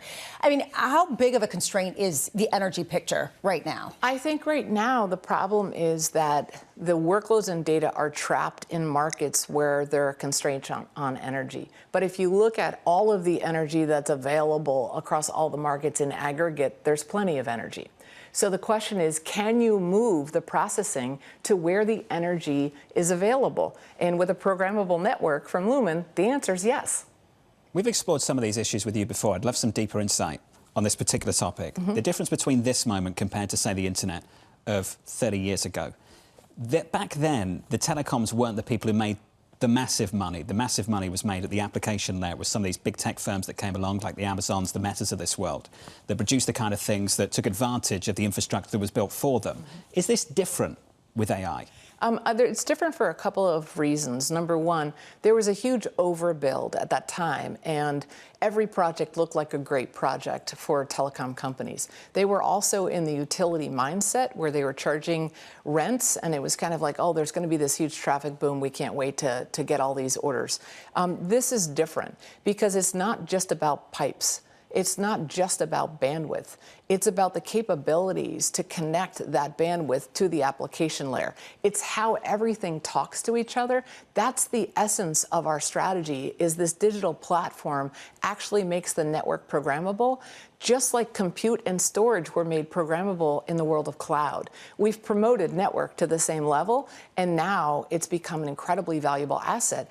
Manage your energy, manage your workloads, push your data from anywhere to anywhere, and data applications and people are spread everywhere, so you need that fiber. The transformation of this company has been amazing to follow. It's great to catch up with you. You're welcome back anytime. It's good to see you. Thank you so much. Thanks for dropping by. Thank you. That was Kate Johnson there, the Lumen Technologies President and CEO. Some real fascinating food for thought, especially with the pushback that we're hearing in terms of stranded assets. Well, they don't become stranded if you have a connector, and that seems to be the solution here. Let's get you an update on stories elsewhere this morning with your Bloomberg Brief. Yahara drops by for more. Hey, Yahara. Hi, John. President Donald Trump and Ukrainian President Volodymyr Zelensky holding a call to discuss next steps for peace talks. Negotiators from both countries planning to meet in Geneva today. Sources telling us here at Bloomberg another round of U.S.-led trilateral, including Russia, could take place next week. The president's also preparing to host big tech at the White House next week. The companies, including Amazon, Google, Meta, and Microsoft, will sign a pledge agreeing to supply their own power for AI data centers. Data centers are, of course, facing opposition in communities across the U.S. as people blame rising utility bills on the facility's huge electricity consumption. And Salesforce trading lower in the pre-market, down 2.7%. The company giving a lukewarm outlook for growth in the new fiscal year. Its forecast fueling concerns that the software giants will lose out to new competition in the age of AI. That's your Bloomberg Brief. John. Hey, Yahara, thank you. Appreciate it. Up next on the program, big techs, big spending. We struggle a lot with just the absolute dollars that are being thrown into this. There will be giant businesses created, but the amount of capital being thrown at it and the losses that some of these companies are generating is absolutely mind-boggling. That conversation up next with Matt Brill of Invesco, live from New York City. You're watching Bloomberg TV.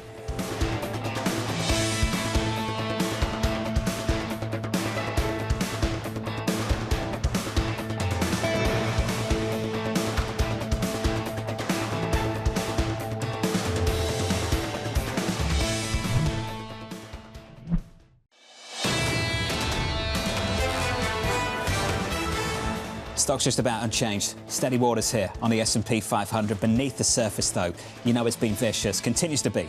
Salesforce down in the pre-market. We'll talk more about that in the next hour. On the Nasdaq, just about unchanged. So the Russell positive by 0.3%. Under surveillance this morning. Big techs, big spending. Trying to predict when these things are going to pop is a fool's game. I do believe that people underestimate the long-term aspects of it, but they sure overestimate the near-term aspects. We struggle a lot with just the absolute dollars that are being thrown into this. We think it's very real, though, and there will be giant businesses created. But the amount of capital being thrown at it and the losses that some of these companies are generating is absolutely mind-boggling. So here's the latest this morning. The NVIDIA CEO, Jensen Huang, looking to reassure investors that hyperscalers will deliver about $700 billion in capex this year. Matt Brill of Invesco writing the market continues to brace for more hyperscaler issuance, with two having already come this month, totaling $45 billion combined. Matt joins us now for more. Matt, welcome. You're an expert in this space. I just want to know from your perspective what the risk is of overbuild and allocated to stories that won't work out. Yeah, that's a great question. And I think, unfortunately or fortunately, we're probably not going to find that out for several years. So over the near term, the risk is more of the technicals and the supply that is putting on the market. The longer term, we'll have to figure out if there's actually end demand for this. But you heard Jensen Huang last night. He said the compute power demand or the computer demand is just off the charts. Obviously, he's got to say that because he needs his clients to continue buying chips from him. But if these, I think he's telling the truth. And the reality is we're starting to see the expansion at the end user base as well. So the expansion of margins is really picking up, and they're going to keep buying from them. So I think overall this is good, and they're afraid of the risk of missing out here and the risk of falling behind. So they're going to keep spending, and that means they're going to keep borrowing. We've heard that directly from companies like Alphabet. How impressed have you been, Matt, by their approach to the debt market, their ability to diversify risk across different regions, across different maturities? Yeah, so it's really three-dimensional what Google or Alphabet's been doing, where they issued all the way from 3 years in the U.S. out to 40 years, and then they issued in sterling, and they issued in Swiss francs as well, and they did the 100-year sterling bond. So basically 3 different currencies and probably something around 8 or 10 different maturities, and all the way spanning from 3 years out to 100. So they're diversifying their sources. I'd say it's pretty incredible what their debt has done. If you look at the 3-year, it's still tighter from where they issued. Their 30-year and 40-year bonds are about flat, but everything else is tighter. So there's still demand as much debt as they've printed. They're still doing well, and that's very contrary to what you've seen from Oracle, where their debt has actually continued to move wider on a little bit of pressure of just the amount of supply that they've done as well. Matt, how much does this really change the investment grade index, given the fact that we're talking about 40-year Google debt, and we don't understand what role a search engine will be or have in society in 30 years, let alone 5. I just wonder how much you're seeing risk getting built in that isn't properly reflected in spreads. Well, we're seeing steep curves in tech, and the steeper curves are reflecting the fact that you can probably predict for a few years where things are going to be, but not much further than that. And so you're going to generally believing in the balance sheet and you're believing in management that they're going to do the right thing longer term. But we don't know from a technology standpoint how quickly things will change. So in the instance of Google, you got somewhere around a 60 to 70 basis point 3s to 40s curve. So it's reasonable. In a name like Oracle, it is greater. It's a bigger curve. It's steeper curve. So I always point out to people, these are liquid bonds. These are multiple billion-dollar bonds. So we need to get paid a steep curve, and then we need it to be liquid, because if things change, we're going to want to need to sell it. And I think that is key, because you can lock up capital in this market very quickly. There's a lot of private debt deals that are going on. There's a lot of illiquid deals that go on. And I'm less interested in those for the long term, because these things can change and I need to be liquid and be able to get out of them. You're talking about a potential $400 billion of issuance for investment-grade corporate debt in the United States this year. That's up about a fifth more than what we saw last year. I mean, at what point would that be concerning? Where is the money coming from? Is it just in cash? Is it coming from overseas? Is it coming away from Treasury issuance?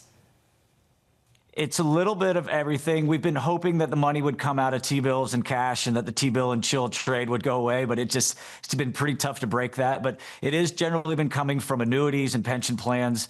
You just had the holiday over in China for a little bit there, and so in that regard, that took away a little bit of demand for a week or so. But for the most part, you're seeing the yield-based buyers stepping in, and I have some concerns that if you break below 4% on the 10-year Treasury, that's going to start to dry up a little bit of that demand. So we need the yields to stay elevated. We've been in this zip code for a while where yields are elevated, but spreads are tight. If that were to change and companies still continue to issue at this pace, I do think credit spreads would have to go wider. Matt, just finally on the pockets of stress we're seeing in private markets at the moment, we're seeing some companies having conversations about redemptions, questions being asked about their ability to meet them. When you start to see signs of that starting to emerge, is there a risk that more liquid, higher quality assets have have to be sold because some of these companies that have got exposure in those places where they can't sell need to raise some capital.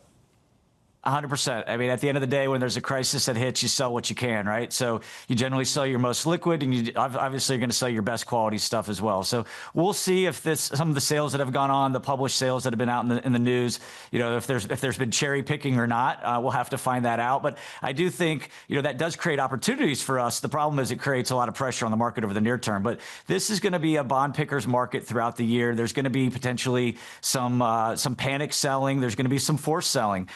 Overall, we generally like that. We don't like the path that creates at that time, but it does create opportunities for us. We're looking at the software space. It does feel a little bit early there now, but software, BDCs could provide a lot of opportunities on the year. We just got to get paid and get a little more comfortable of where the market's going to be headed in the future. Matt, that's another way of saying you expect more pain. Is that fair? That is fair. Exactly. Matt Brill of Invesco. Thank you, sir. Good to see you.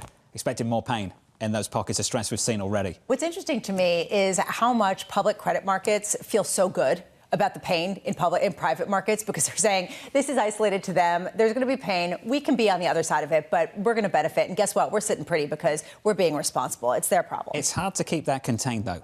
Once it comes to the surface, you sell what you can, not what you want. That's when problems start. Especially if it is fundamental. And this is really the ultimate question. Is this fear for fear itself, or is this something problematic with the business models? And probably it's something in between.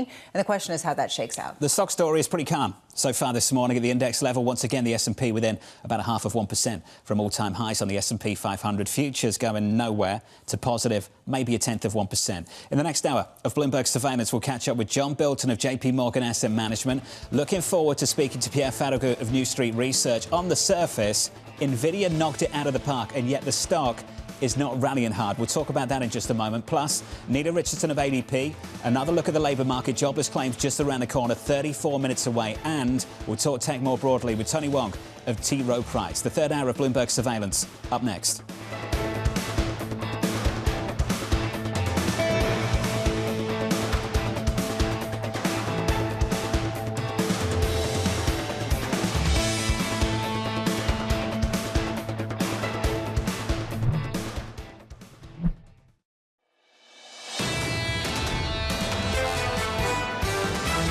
I'm not sure the market is actually reflecting the strong nominal growth environment. The mood around technology remains very guarded. The bar is always very high. It's a tale of two markets almost. There are incredible things coming out there for AI. It's not going to be quite on the sort of Wall Street timescale. This is Bloomberg Surveillance with Jonathan Ferro, Lisa Abramowicz, and Annmarie Hordern.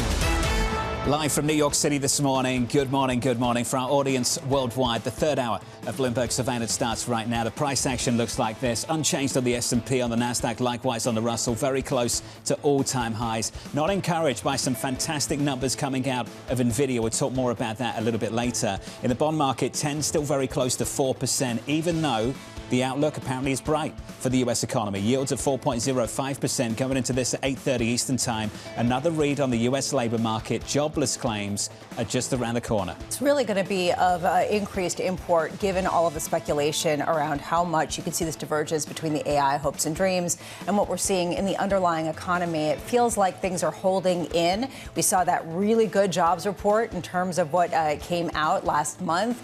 Can we see a continuation of that given some of the layoff announcements, et cetera? Or do we see a reacceleration, which is what a lot of people, at least in the optimistic side, are projecting? Incredibly important number. This is going to be from the likes of Governor Christopher Waller, who said he's going to really think about where the labor market is and potentially it's going to push back his dot on where he sees the next interest rate cut. Also, you mentioned that Citadel Securities report.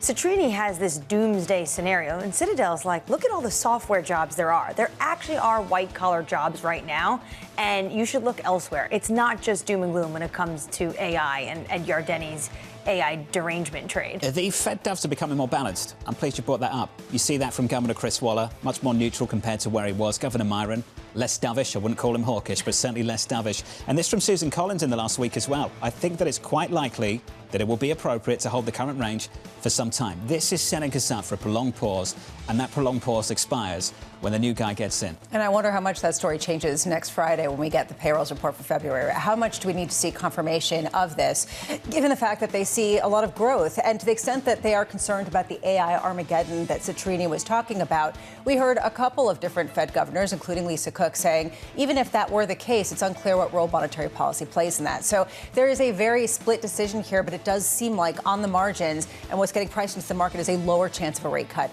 an increasing number of rate cuts throughout the year. Lots to get through this hour. We'll be catching up with John Bilton of JPMorgan Asset Management, with stocks struggling to maintain momentum. Pierre Ferragu of New Street Research recapping results from Nvidia, and Nela Richardson of ADP breaking down the latest labour market data. We begin this hour with stocks flat as investors search for clarity in big tech. John Bilton of JPMorgan Asset Management writing the broader AI ecosystem remains on solid footing. The Mag 7 have derated to their smallest PE premium in 7 years, creating upside potential if adoption accelerates faster than expected. John joins us now for more. John, good morning. Good to see you. Are we suffering from AI derangement syndrome, in the words of Yardeni this morning? What a great phrase. I think there's an awful lot gets talked about what is basically the fourth wave of technology development that we've seen in the last 50 years. So let's take a step back. What have we seen? We've seen mainframes coming out, potentially disrupting businesses back in 70s and 80s, became embedded in business processes. The economy grew stronger as a result of that automation. E-commerce, you know, obviously we had the dot-com era in the 90s and 2000s. That's now something we just take for granted. Mobile telephony. We spend most of a good amount of our time doom scrolling and, you know, forgetting that actually we do so much on our phones that we didn't think about doing 20 years ago. So the idea that we are in a position where we're overestimating in both directions, both the doomsday scenarios for AI in terms of replacing every job and some of the extreme scenarios, I think we have to calibrate for that. And that's what I think the market is doing right now. It's calibrating to the fact that it's waking up that tech may be the architecture that we need, the broad tech complex benefiting from this wave of AI investment. But it's also an area which has businesses that will be disrupted. And the market's trying to calibrate that. And at the moment, I feel fairly comfortable about looking at technology generally because the market's doing what it should do. It's differentiating between areas that may be disrupted. It may be overreacting in some cases. And it's generally being fairly stable in terms of the overall outlook. Last 5 years, tech has risen about 120%. This year to date, it's down about 2%. Comm services, the other side of tech, up about 60% over 5 years. This year to date, down 1%.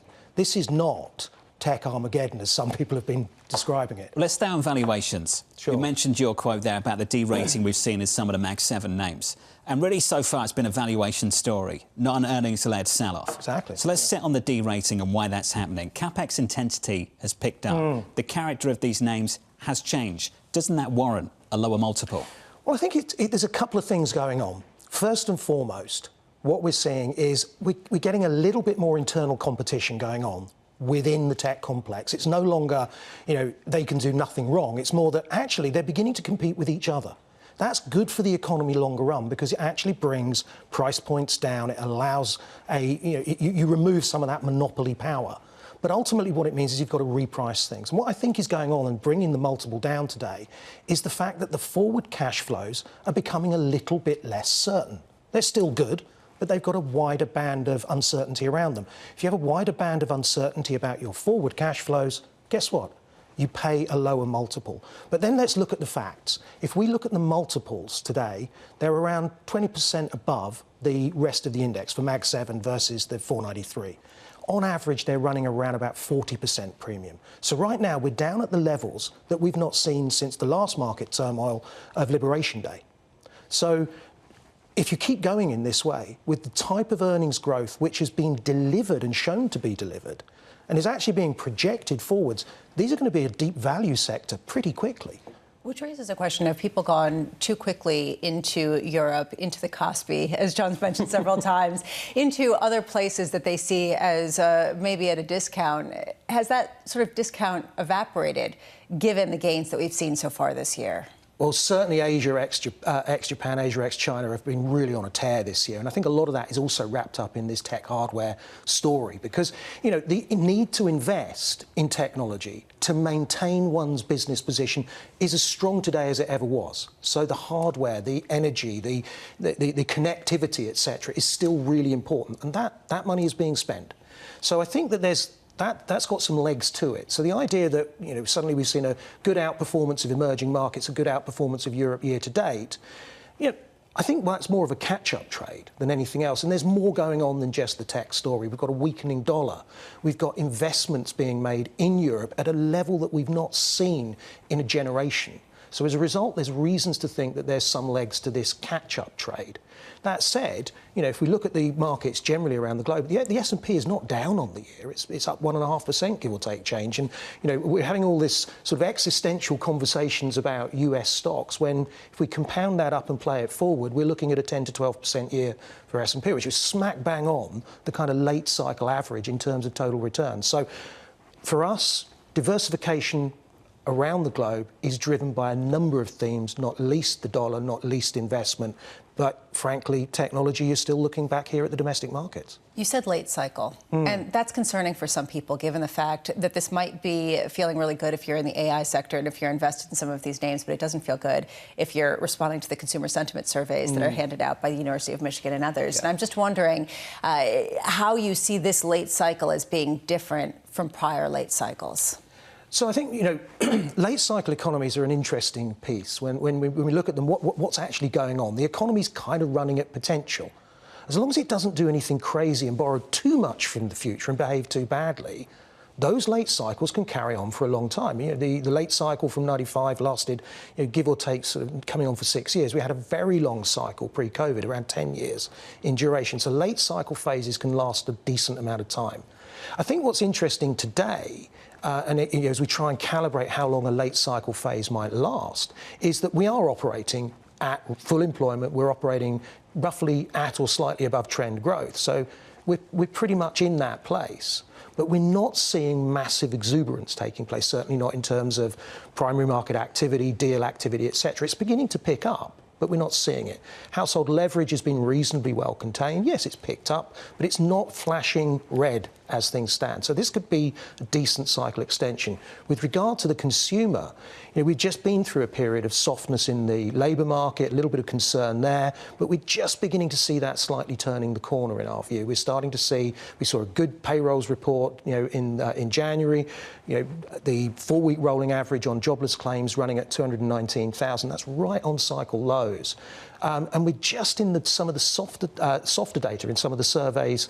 We're seeing things like, you know, jobs easy to find versus hard to get, just beginning to plateau and start to turn up. So we take a more positive view that as this investment's coming into the economy this year, it will find its way to the consumer, and that should extend this cycle a little bit further. John, you sound very constructive. There was a report yesterday from the FT, really a think piece about the death of the Trump trade and how everyone basically have all this backlash against U.S. markets. Is that really happening? Well, we're not seeing it. I mean, it went viral. It seems like potentially it depends on what side of the Atlantic you sit on. The Trump trade. Yeah. We're not seeing a huge selling down of US assets because, quite frankly, if you want exposure to cutting-edge technology, to the largest consumer on the planet, the biggest bond market out there, and the world's reserve currency, you're buying into the US. Now, does that mean that you're not going to be casting your eye on other markets? I think we've got to look at where the marginal euro, pound, yen, Swiss franc, etc. goes, because it's not necessarily going to go as fully into dollar assets as it was before. It's actually finding its way more broadly around the globe. But a bigger part of that, to my mind, is the willingness to see the dollar soften some. Obviously, we think we will still get a little bit more action from the Fed. We think one more rate cut during the course of this year.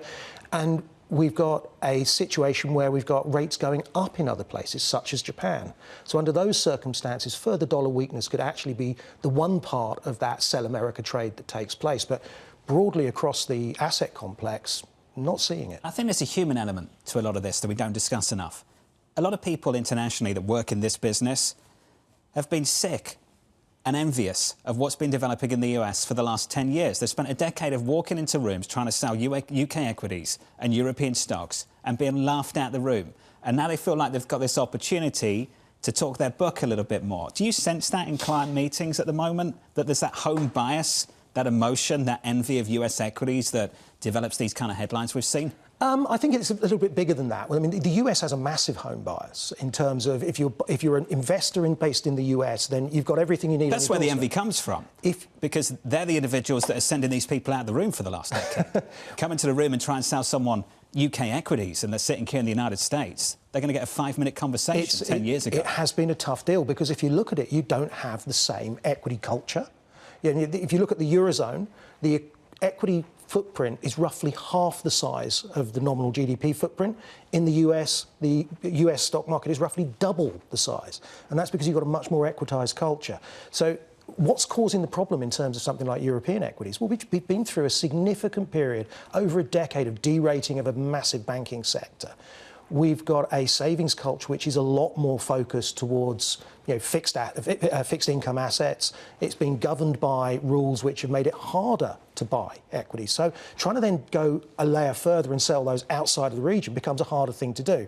But I would say that we get more and more conversations, both internally and externally, about diversifying portfolios, thinking, OK, if this technology trade, which we started with, is moving along as prior technology cycles have done, from the adoption phase to the deployment phase where everybody benefits from it, then surely we need more diversification away from technology. And if I can get that diversification cheaply internationally, especially if the dollar's under some pressure, sure, I'm interested again. It's happening. John, thank you, sir. Appreciate your time. John Bilton of JPMorgan Asset Management. This from Deutsche Bank's Tim Baker. US underperformance is now clear on a 1-year time frame, perhaps long enough for foreign investors to reconsider their allocation. Stories changed. I remember when I first moved here, and an individual, I won't name them, came into the room because I felt offended at the time, turned around and said, Europe's good for holidays, for vacations, and not for investing. And that was true for the next decade or so. I think the Europeans have an emotional response to that that's built up over the last 10 years or so. And the moment you get a slight bit of outperformance internationally, they're like, it's our time, it's my time. There is an emotional element to this story that I don't think we spend enough time talking about. There is. At the same time, people are looking for diversification. It's partly because of the dollar story. How much that changes if the dollar weakening stops, I think is going to be a big deal. And also the food when it comes to Europe. But going back to all of this, John offers this constructive view where when the Financial Times is talking about how it's actually investors trying to avoid not just U.S. markets, they call it Donald Trump's market. And it feels very politicized. Absolutely. The Trump derangement syndrome is pervasive in European conversations. The headline sell America, it's not in the data. You don't see it in the data. We've talked about it a million times. The more recent data, you don't see it at all, and the stock market is still close to all-time highs. There's a difference between less buying and selling.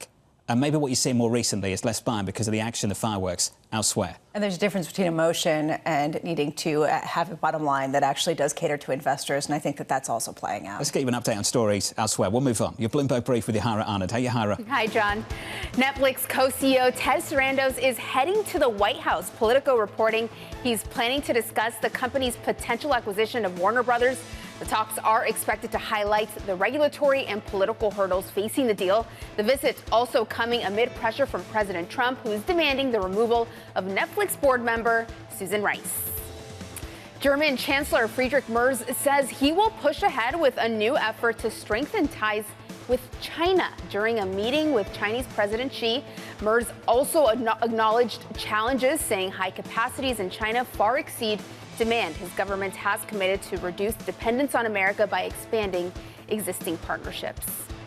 And Stellantis shares now edging higher in the pre-market after reporting its first ever annual loss. The Jeep maker scaling back an electric vehicle push, triggering a wave of impairments and charges. The company is also weighing using EV technology from its Chinese partner Leapmotor to help lower costs across its mass market European brands. That's your Bloomberg Brief, John. Yahira, thank you. I feel bad. I love the food. It's fantastic. You feel bad about the food where? I love the Europeans. The continental Europe. Maybe not so much the United Kingdom. Don't love European bureaucracy, but the Europeans. Up next on the programme, the Morning Calls, plus Pierre Ferragu of New Street Research, recapping results from NVIDIA. That conversation up next.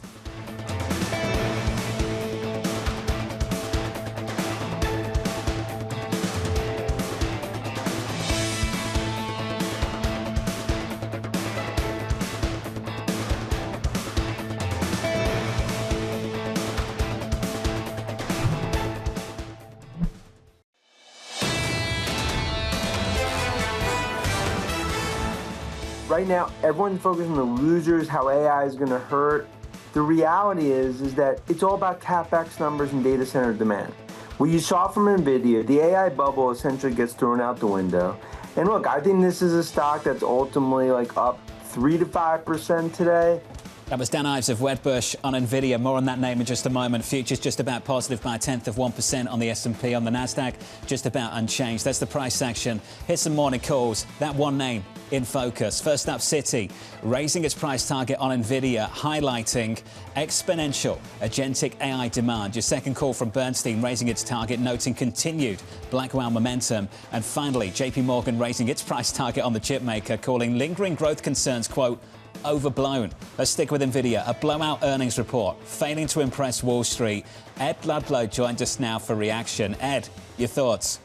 Yeah, high bar for the buy side as well, right? In the current period, sales will be $78 billion, plus or minus 2%, but that does not reflect any revenues from China and China data center. They disclosed in a regulatory filing that the US has given them limited licenses to do that, but of course they can't control China. So they don't know if China's going to let them ship H200s. That's the frank reality of it. To your last few points, Jensen Huang was asked very clearly, do you look at the capital expenditures guidance of the hyperscalers and expect it to grow from here on a multi-year basis? And his answer was, what we expect is that their cash flows will improve. Because right now, what they're trying to do is evidence the durability of what's happening. He talked about the present economics of AI and profitable tokens. In other words, to NVIDIA's mind, models are now giving output that customers are willing to pay for, and pay for at a level that is higher than the cost of running them, the compute, and that is NVIDIA's whole business model, right? So he tried to give evidence along with CFO Colette Kress that that's happening. Final bit on supply chain and supply. They have multiple quarters of inventory and capacity to meet demand. That gave some confidence, but warnings that there will be some supply chain issues that persist. Other than that, to their mind, again, John, the story is very much intact. Ed, thank you, sir. The stock is higher by 1%. We'll catch up with Ed later, of course, on Bloomberg Technology a few hours from now. Pierre Ferragu of New Street Research raising its price target on the stock following earnings, writing NVIDIA now trades at a discount. We see very limited risk of disappointment. Pierre joins us now for more. So, Pierre, let's go through this piece by piece. And I'm going through your note here as well. They've got the purchase commitments. They've secured the capacity to meet that growth. If you look at the margins, they're guiding the mid-70s as far as the eye can see. And yet we've derated relative to the semis index. Pierre, what explains that? Well, what explains that is that the market is wondering whether the earnings power of NVIDIA today is sustainable. Are we at the top of the bubble, and should we expect like earnings to pull back? And then the problem is not on the very low multiple you see today. It's actually the earnings numbers that is way too high.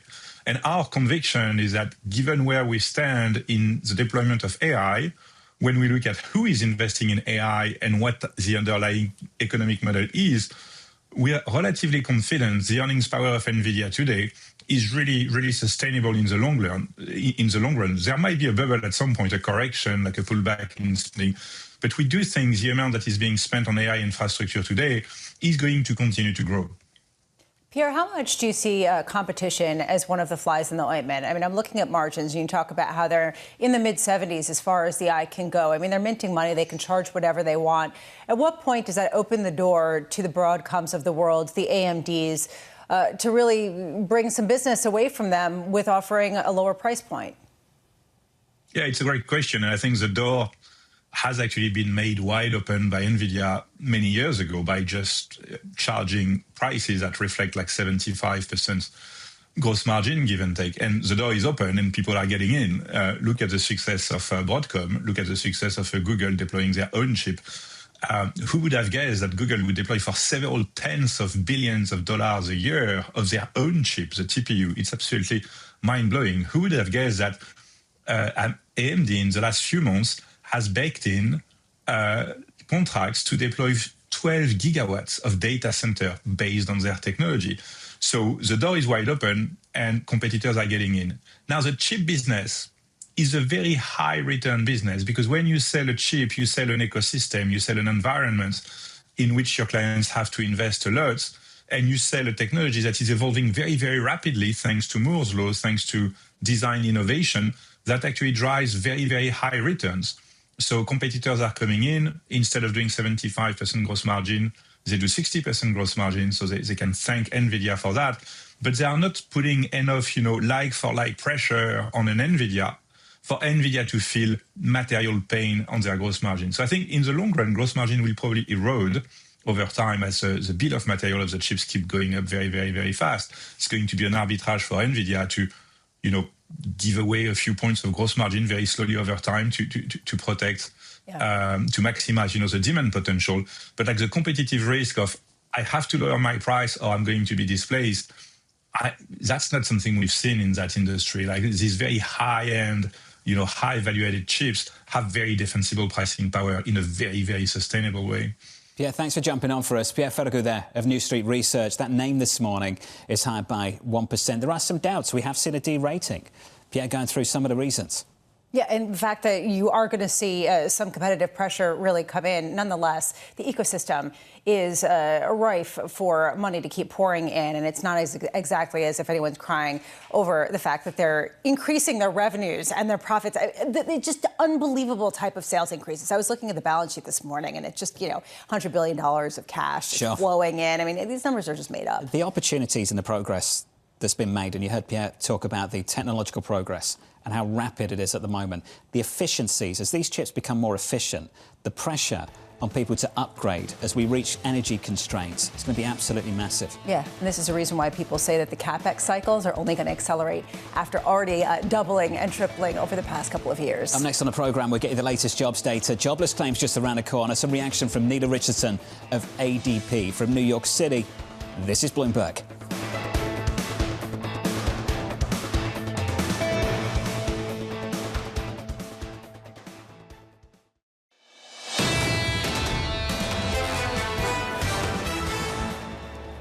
Struggling to add to 2 days of gains on the S&P 500. Firmer here by around 1/10% on the S&P, up by 0.06 on the Nasdaq. A year ago, if Nvidia put up numbers like that, the Nasdaq would be up 2-3%. Nvidia would be up by 5 to 10, and here we are this morning, up by what? Single digits? Yeah, buying up the shares of psychiatry bills because we all have evidently AI derangement syndrome, and that seems to be the story. Great phrase, isn't it? 2026. Ed Yardeni, thank you. That was a gift this morning. It's a play on Trump derangement syndrome. Thought it was fantastic. Ed Yardeni earlier on this morning. In the bond market right now, yields lower by a basis point on a 2-year, 346. The data just crossing. Mike McKee has more. Morning, Mike. Good morning, John. We've got jobless claims derangement syndrome this morning. 212,000.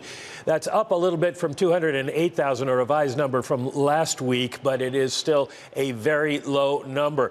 Continuing claims, 1,833,000, down from 1,864,000 the prior week. And of course, those are week delayed.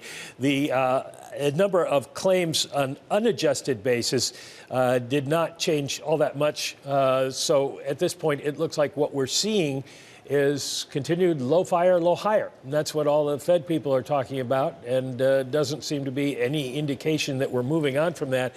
And we're finally getting to the point now where you're past all the holiday distortions. So you're getting kind of a clean read, more or less, on all of this, although there was a New York schools were out, and that kind of feeds into this time of year data. I think we're all just losing our minds, Mike. Don't worry about it. It's the longest first quarter in the history of financial markets, and we're not even 2/3 through. Almost. Fake news. It's almost over. Welcome to December.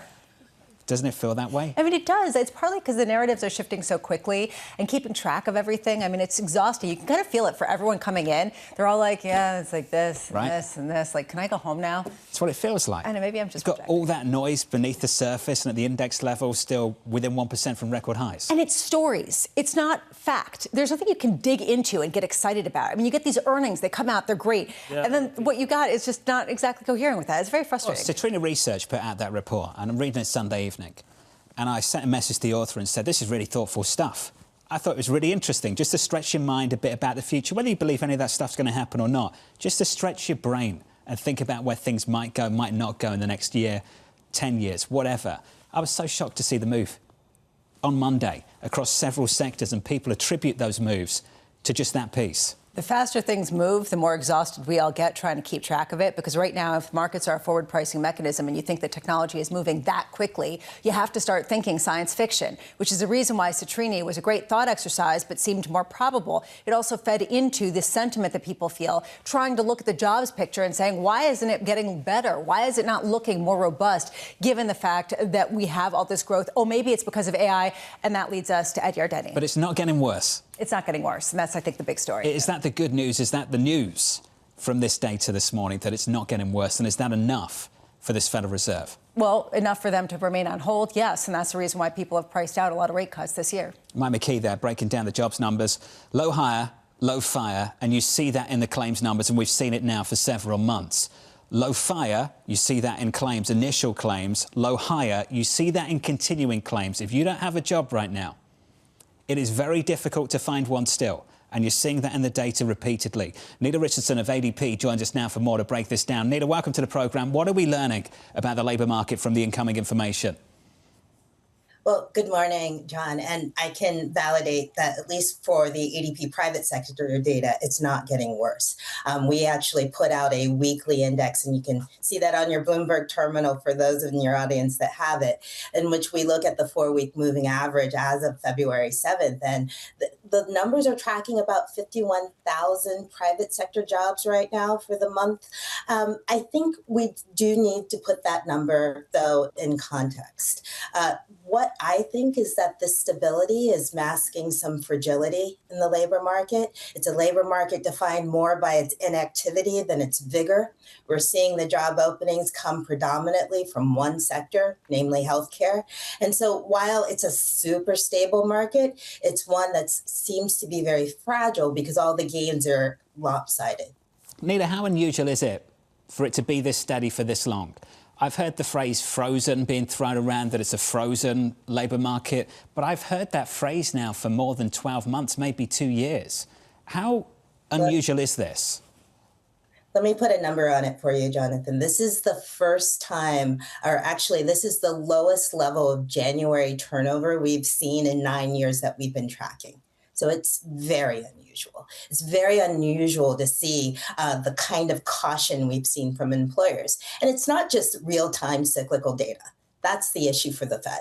It is still the long-lived shadow of the pandemic, which taught firms to be cautious both in how they hire and how they let go, because those swings, those massive swings of pandemic recovery and the Great Resignation, trying to hire people in mass, were really problematic for firms, very costly, and you're still seeing those ramifications. And on the employee side, you're also seeing the ramifications of getting higher salaries, higher benefits, better working conditions during the Great Resignation. So we're still feeling those effects that are from the pandemic. Can we break out of this, Nela, given the overhang that we currently have of AI derangement syndrome? Yeah. So here's my hypothesis, and I think we have the data at ADP to study this. We do have this very placid labor market. Back where I'm from in the Midwest, we say still waters run deep. And so you are seeing this mask of stability. But underneath that mask is a lot of churn. While external labor markets are frozen, internal labor markets within companies are extremely dynamic. You can't bring people in, or if you're not bringing people in, that means internally you have to fill those spots. You have to repurpose your talent. You have to promote. You have to fill in retired workers. You have to skill up the workforce. And I think that's where all the action is inside the firm instead of outside the firm. And that's going to have implications, going back to AI, of how companies really change in the face of these technological advances if they're not hiring external talent. Do you think that there's any catalyst in the next couple of months that could potentially push us out of this low hire, low fire zone? I mean, this idea that maybe we could see employment pick up the way that John Bilton was mentioning. Yeah, absolutely. I mean, what's really driving the labor market right now is consumer spending. It's like hiring is bending to the spending, right? And this is not my line, by the way. Consumer spending is driving healthcare job hiring. It's driving leisure and hospitality hiring. But if we were in a new world where investment, not just AI investment, but investment writ large, was driving the hiring. Then that's when we would see more broad-based gains. When those technological advances came from not just the models, but the applications, where new tasks, new occupations were being redefined, that's when we would see some job gains. Right now, we're not seeing that, but that doesn't mean that this economy isn't quickly accumulating the potential for that widespread growth. What you're talking about basically is the AI CapEx, basically meaning the actual build out happens. Construction workers, manufacturing workers. Is that potentially in the cards for this year? It would be a struggle. And the reason isn't on the demand side, it's on the supply side. You need that talent. And what we're seeing at ADP is that talent is actually aging out of the workforce. So the very skills that you need to deploy that infrastructure is quickly exiting. And so this is where the rubber hits the road. We need both supply of those specialized skills, even as we see the demand for them. And right now, the supply isn't coming on fast enough. So basically, not only is the market frozen, but the labor supply isn't there. Is it just construction and manufacturing? Or, you know, Ed Yardeni was talking about software engineers. This was in the Citadel report as well, that when it looks like job postings, FEM, are up 11% year over year. You know, we are heading, especially in those tech fields, into a more specialized software development space. So the AI, the machine learning specialists, those are in high demand. You can see that at ADP in the wage increases, even relative to other digital or software development tech jobs. So yeah, there's a high demand for those roles, and there's just not enough people to fill them. So this goes back to the overall idea of stability. We don't have micro stability. We have macro stability. On the micro side, on the granular side, we have huge pockets of supply-demand mismatch. And that is what's, I think, hamping and cramping the labor market from pushing forward. Nela, good to see you. Interesting conversation. We appreciate your time. Nela Richardson there of ADP. Tons of data points in that conversation. Number one, at least for me, the lowest January turnover we've seen in 9 years, was it? Yeah. Kind of speaks to the moment we're in. And it speaks to the reason why we're not seeing more wage growth and the reason why we're not necessarily seeing anything in terms of a change in this low hire, low fire dynamic. What's going to ultimately change this is why this is such a frustrating moment, right? We're talking about this rapid change. We're talking about dreams. We're talking about stories. Then you look at the data, it's really not that interesting. It's just sort of showing stasis. And so you're trying to sort of superimpose all of these big ideas onto data that's very inconclusive and not really doing as much as you'd think it would be. Equities supposedly are an anticipatory asset class, and they're trying to work out a future. And right now it's difficult. Yeah, good luck. I think that's what we're all reeling with right now. Do you want some job guesses? Please. OK, 60K is the estimate for next week. That's the median. A week tomorrow in the payrolls report. We've got 7 guesses so far in a Bloomberg survey. The range is pretty wide. 104 at the top end, 35K at the low end. Saw an improvement at the start of the year. You want to see that continue. And a lot of the calls at the Federal Reserve in their next meeting are going to hinge on this meeting. And, of course, particularly from the doves on the committee, for the likes of Governor Chris Waller, for Governor Myron. Governor Waller's become a lot more neutral compared to where he was off the back of some better economic data. It is payrolls. It's also the ISM. You want to see a little bit more of that. And then we can't start to really establish a prolonged pause with the doves on board as well, going into the middle of the year. Chris Waller was the one who was talking about labor market carnage and the weakness, and that he said it would be a coin flip whether or not he would vote to cut rates at the March meeting. And ultimately, it does hinge on that employment report. Does it confirm the strength that we saw in January payrolls? That jobs report a week tomorrow. Let's get you an update on stories elsewhere this morning with your Bloomberg brief. Yahira has more. Hey, Yahira. Hi, John. Recapping the data we just got, jobless claims coming in at 212,000 for last week. That's lower than estimates of 216,000 and up from the prior week. Continuing claims falling, coming in at 1.83 million, slightly below consensus. Former Secretary of State Hillary Clinton is set to testify before members of the GOP-led House Oversight Committee today as part of its investigation into the late sex offender Jeffrey Epstein. The closed-door interview will be videotaped. The committee is scheduled to question former President Bill Clinton, her husband, tomorrow.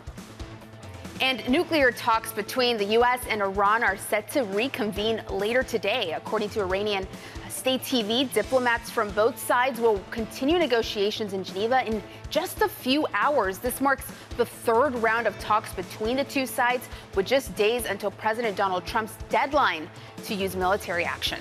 That's your Bloomberg Brief, John. Yahara, appreciate the update. Thanks for this morning. Up next on the program, Tony Wang of T. Rowe Price breaking down the latest earnings from NVIDIA and what he's seeing more broadly in the tech space. Plus, Danny has your morning movers. Janice Henderson surging on a Victory Capital takeover bid. That name is up by close to 6% from New York City. You're watching Bloomberg TV.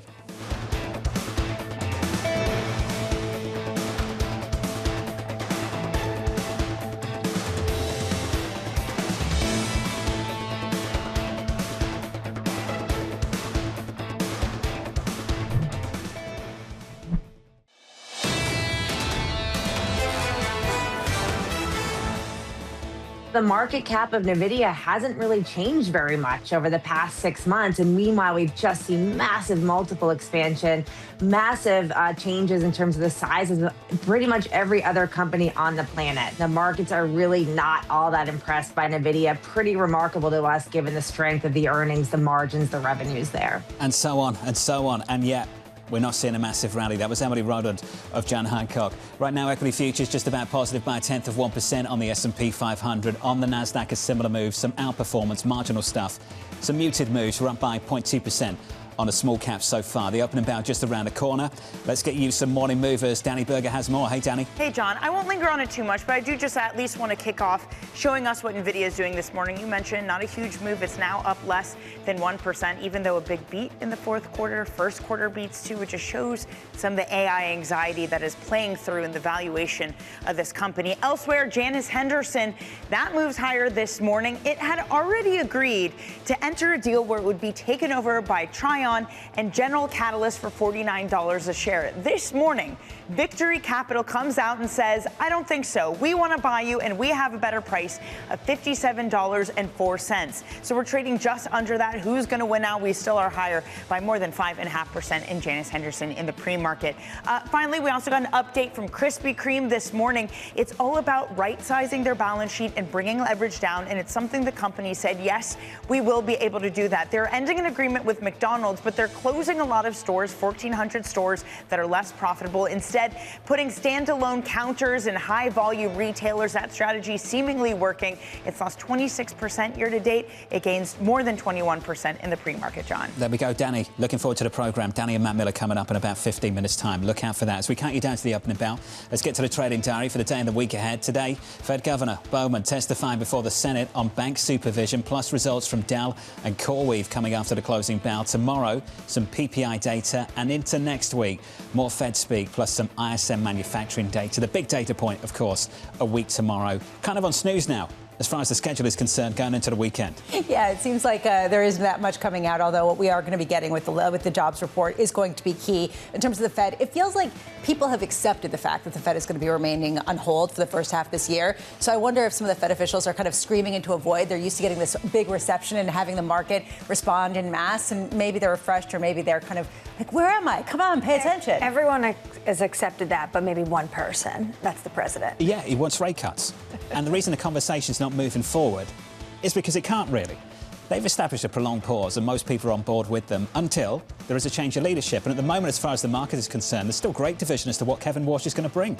You speak to people and they'll say, yeah, 2 cuts, that's what the market's looking for. Back half of the year, new guy wants rate cuts. I don't know. Wait for the testimony. Wait for the hearing. Still not on the calendar. Yeah, wait for the calendar to actually mark a hearing. Wait for the actual DOJ lawsuit to get resolved. Look, there is a lot of uncertainty here. Right now, people are looking at the economic data and saying this isn't an economy that warrants significant rate cuts. No, and that's why you had some of the pushback between, more notably, Governor Waller, who is the individual that can actually maybe make the argument to other individuals to join his side. And then, of course, even Steve Myron, to your point, it's not that he's not going to be a dove, but he's a little less dovish. 50 basis points less dovish, right? Yeah. But still looking for 100 basis points of cuts this year. Still dovish. That's the Federal Reserve. Let's turn back to our top tech story this morning. The latest earnings from NVIDIA failing to ignite further market gains. Tony Wang manages T. Rowe Price's Science and Technology Fund, which includes most of the Mag 7 in its top 10 holdings. He writes the following. The market doesn't know what to do with this level of growth. It's just thinking this is not sustainable. Tony joins us now for more. Tony, welcome to the program. Do you believe it is sustainable? Yeah, so I think that what really matters is this other leg of AI that's coming, which is, I think, agentic AI, essentially. And I think you look at the develops around Claude, and when I talk to my software programmers that I know in the ecosystem, they would say it's a dramatic step function improvement in what they could do with their time. Essentially, they let it run for a few hours and it only costs a couple dollars, and they're seeing tremendous productivity gains. And so, to me, I think you have to really look at like the end driver of what's going on. And I think the market right now just doesn't know what to do with this level of growth and this quantum of growth, and it's just writing off as this is like unsustainable. I think it's why the stock is chopped sideways for a bit. But I think that what really matters in the multi-year is the token flywheel. Are the customers seeing significant ROIC, and that gives them more revenue and then more CapEx to spend. So I think that's what really matters over the long term. You could have probably just stopped it. This market doesn't know what to do. I mean, I wonder, have you ever seen a period of time where the stories that people tell triumph over earnings and forward-looking guidance from the companies themselves? Yeah, well, I think that a lot of times, the narrative follows the price. And so a lot of times there's justifications, there's stories that people talk about. And at the end of the day, I think what really matters is like the earnings and the sustainability and then people's view on terminal value. So I think that, there's definitely some things that are overhyped, but at the same time, I think we are seeing a big tech inflection in terms of what's going on in AI. And I think it's really driving a new refactoring of how work is done. And I think it's going to make a lot more productivity happen in the economy as a result. And we're seeing that being priced into a lot of investors trying to pick winners and losers in this new economy. Software companies in particular have gotten really beaten up. Who are the winners going to be if it isn't necessarily a screaming buy of NVIDIA? John was asking, everyone's looking for the losers. Why are people not identifying who the winners are going to be? Yeah, well, I think that, the memory, like compute bottlenecks, optics, I mean, you see like those are becoming like significant winners in the market recently, especially. And so I think that there are definitely winners that are going to be the fuel for these tokens, essentially to drive revenue for cloud. And so I think that it's going to be a lot in the picks and shovels. And then I also think there's going to be a lot in the private markets. We do a lot of work at the fund, meeting with a lot of the pre-IPO companies, the new AI startups. And so I think they're just delivering value in a very different way. And, that's different from the existing companies. And so, you see like Anthropic, you see OpenAI, XAI, driving the technology frontier. And so I think there's just going to be a big boom in innovation as a result. I'm glad you brought up OpenAI. What happened to the big, massive investment NVIDIA was supposed to make? Yeah, well, I think that a lot of these things, these big deals can have a lot of complexity, but at the same time, I think that there's been, still strong signals from both companies that they're really important partners to each other. And, Jensen has talked about, OpenAI being a very consequential company and his interest in investing. So to me, I think there's a little bit of drama. But Tony, it went from 100 to 30 billion. It's a big gap. Yeah, well, I mean, I think that, at the same time, I think the quantum is still a lot, and OpenAI's got, plenty of backers at the same time. So, I think you'd have to ask Jensen for that comment. But to me, there's still a lot of confidence in terms of what they're doing. And no doubt someone in the team will ask him. Tony, just a final question from me. You're a PM.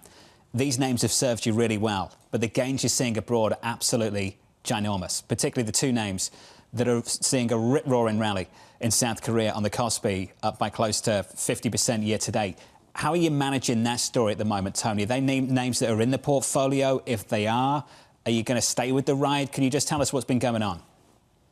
Yeah, so I think there's a big compute bottleneck that is capturing a lot of economic value. And so, we have holdings in Samsung and SK Hynix. And so to me, what's going on in memory is pretty awesome. And they have this new kind of compute TAM that keeps growing. And so to me, what's going on in DRAM, HBM, as well as I think NAND, they're becoming more strategic. And you look at the content in these AI infrastructure subsystems, they are gaining a lot of share, and it's becoming more important to delivering value. And you want to stick with it. Tony, it's good to see you. Tony Wang there of T. Rowe Price and some of the names in his portfolio right now.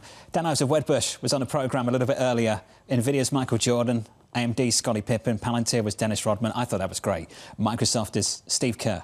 Is that what he's saying right now? That's hilarious. I will just point out that we found out this morning that Michael Jordan and Jensen Huang have the same birthday, I believe. So Is maybe that was true? I need to verify it. Yeah, February 17th. So that might explain everything. Is that where it came from, or was that an accident? I can't Great tell you people the are born in genesis. February. Mike Bloomberg's February 14th. Okay, who else? Oprah Winfrey is Who also else? born in February. My father. Annmarie Hordern is There born you in go. February. I knew where this was going. I just wanted to get that. And my mom is her birthday this week. She's a great woman. Yes. There we go. Coming up on the programme tomorrow, we'll catch up with Steve Orth of Federated, Victoria Fernandez of Crossmark Global Investments, former White House senior advisor Amos Hochstein, and Mark Lehman of Citizens Commercial Bank from New York City this morning. Good morning to you all. Thank you for choosing Bloomberg TV. This was Bloomberg Surveillance.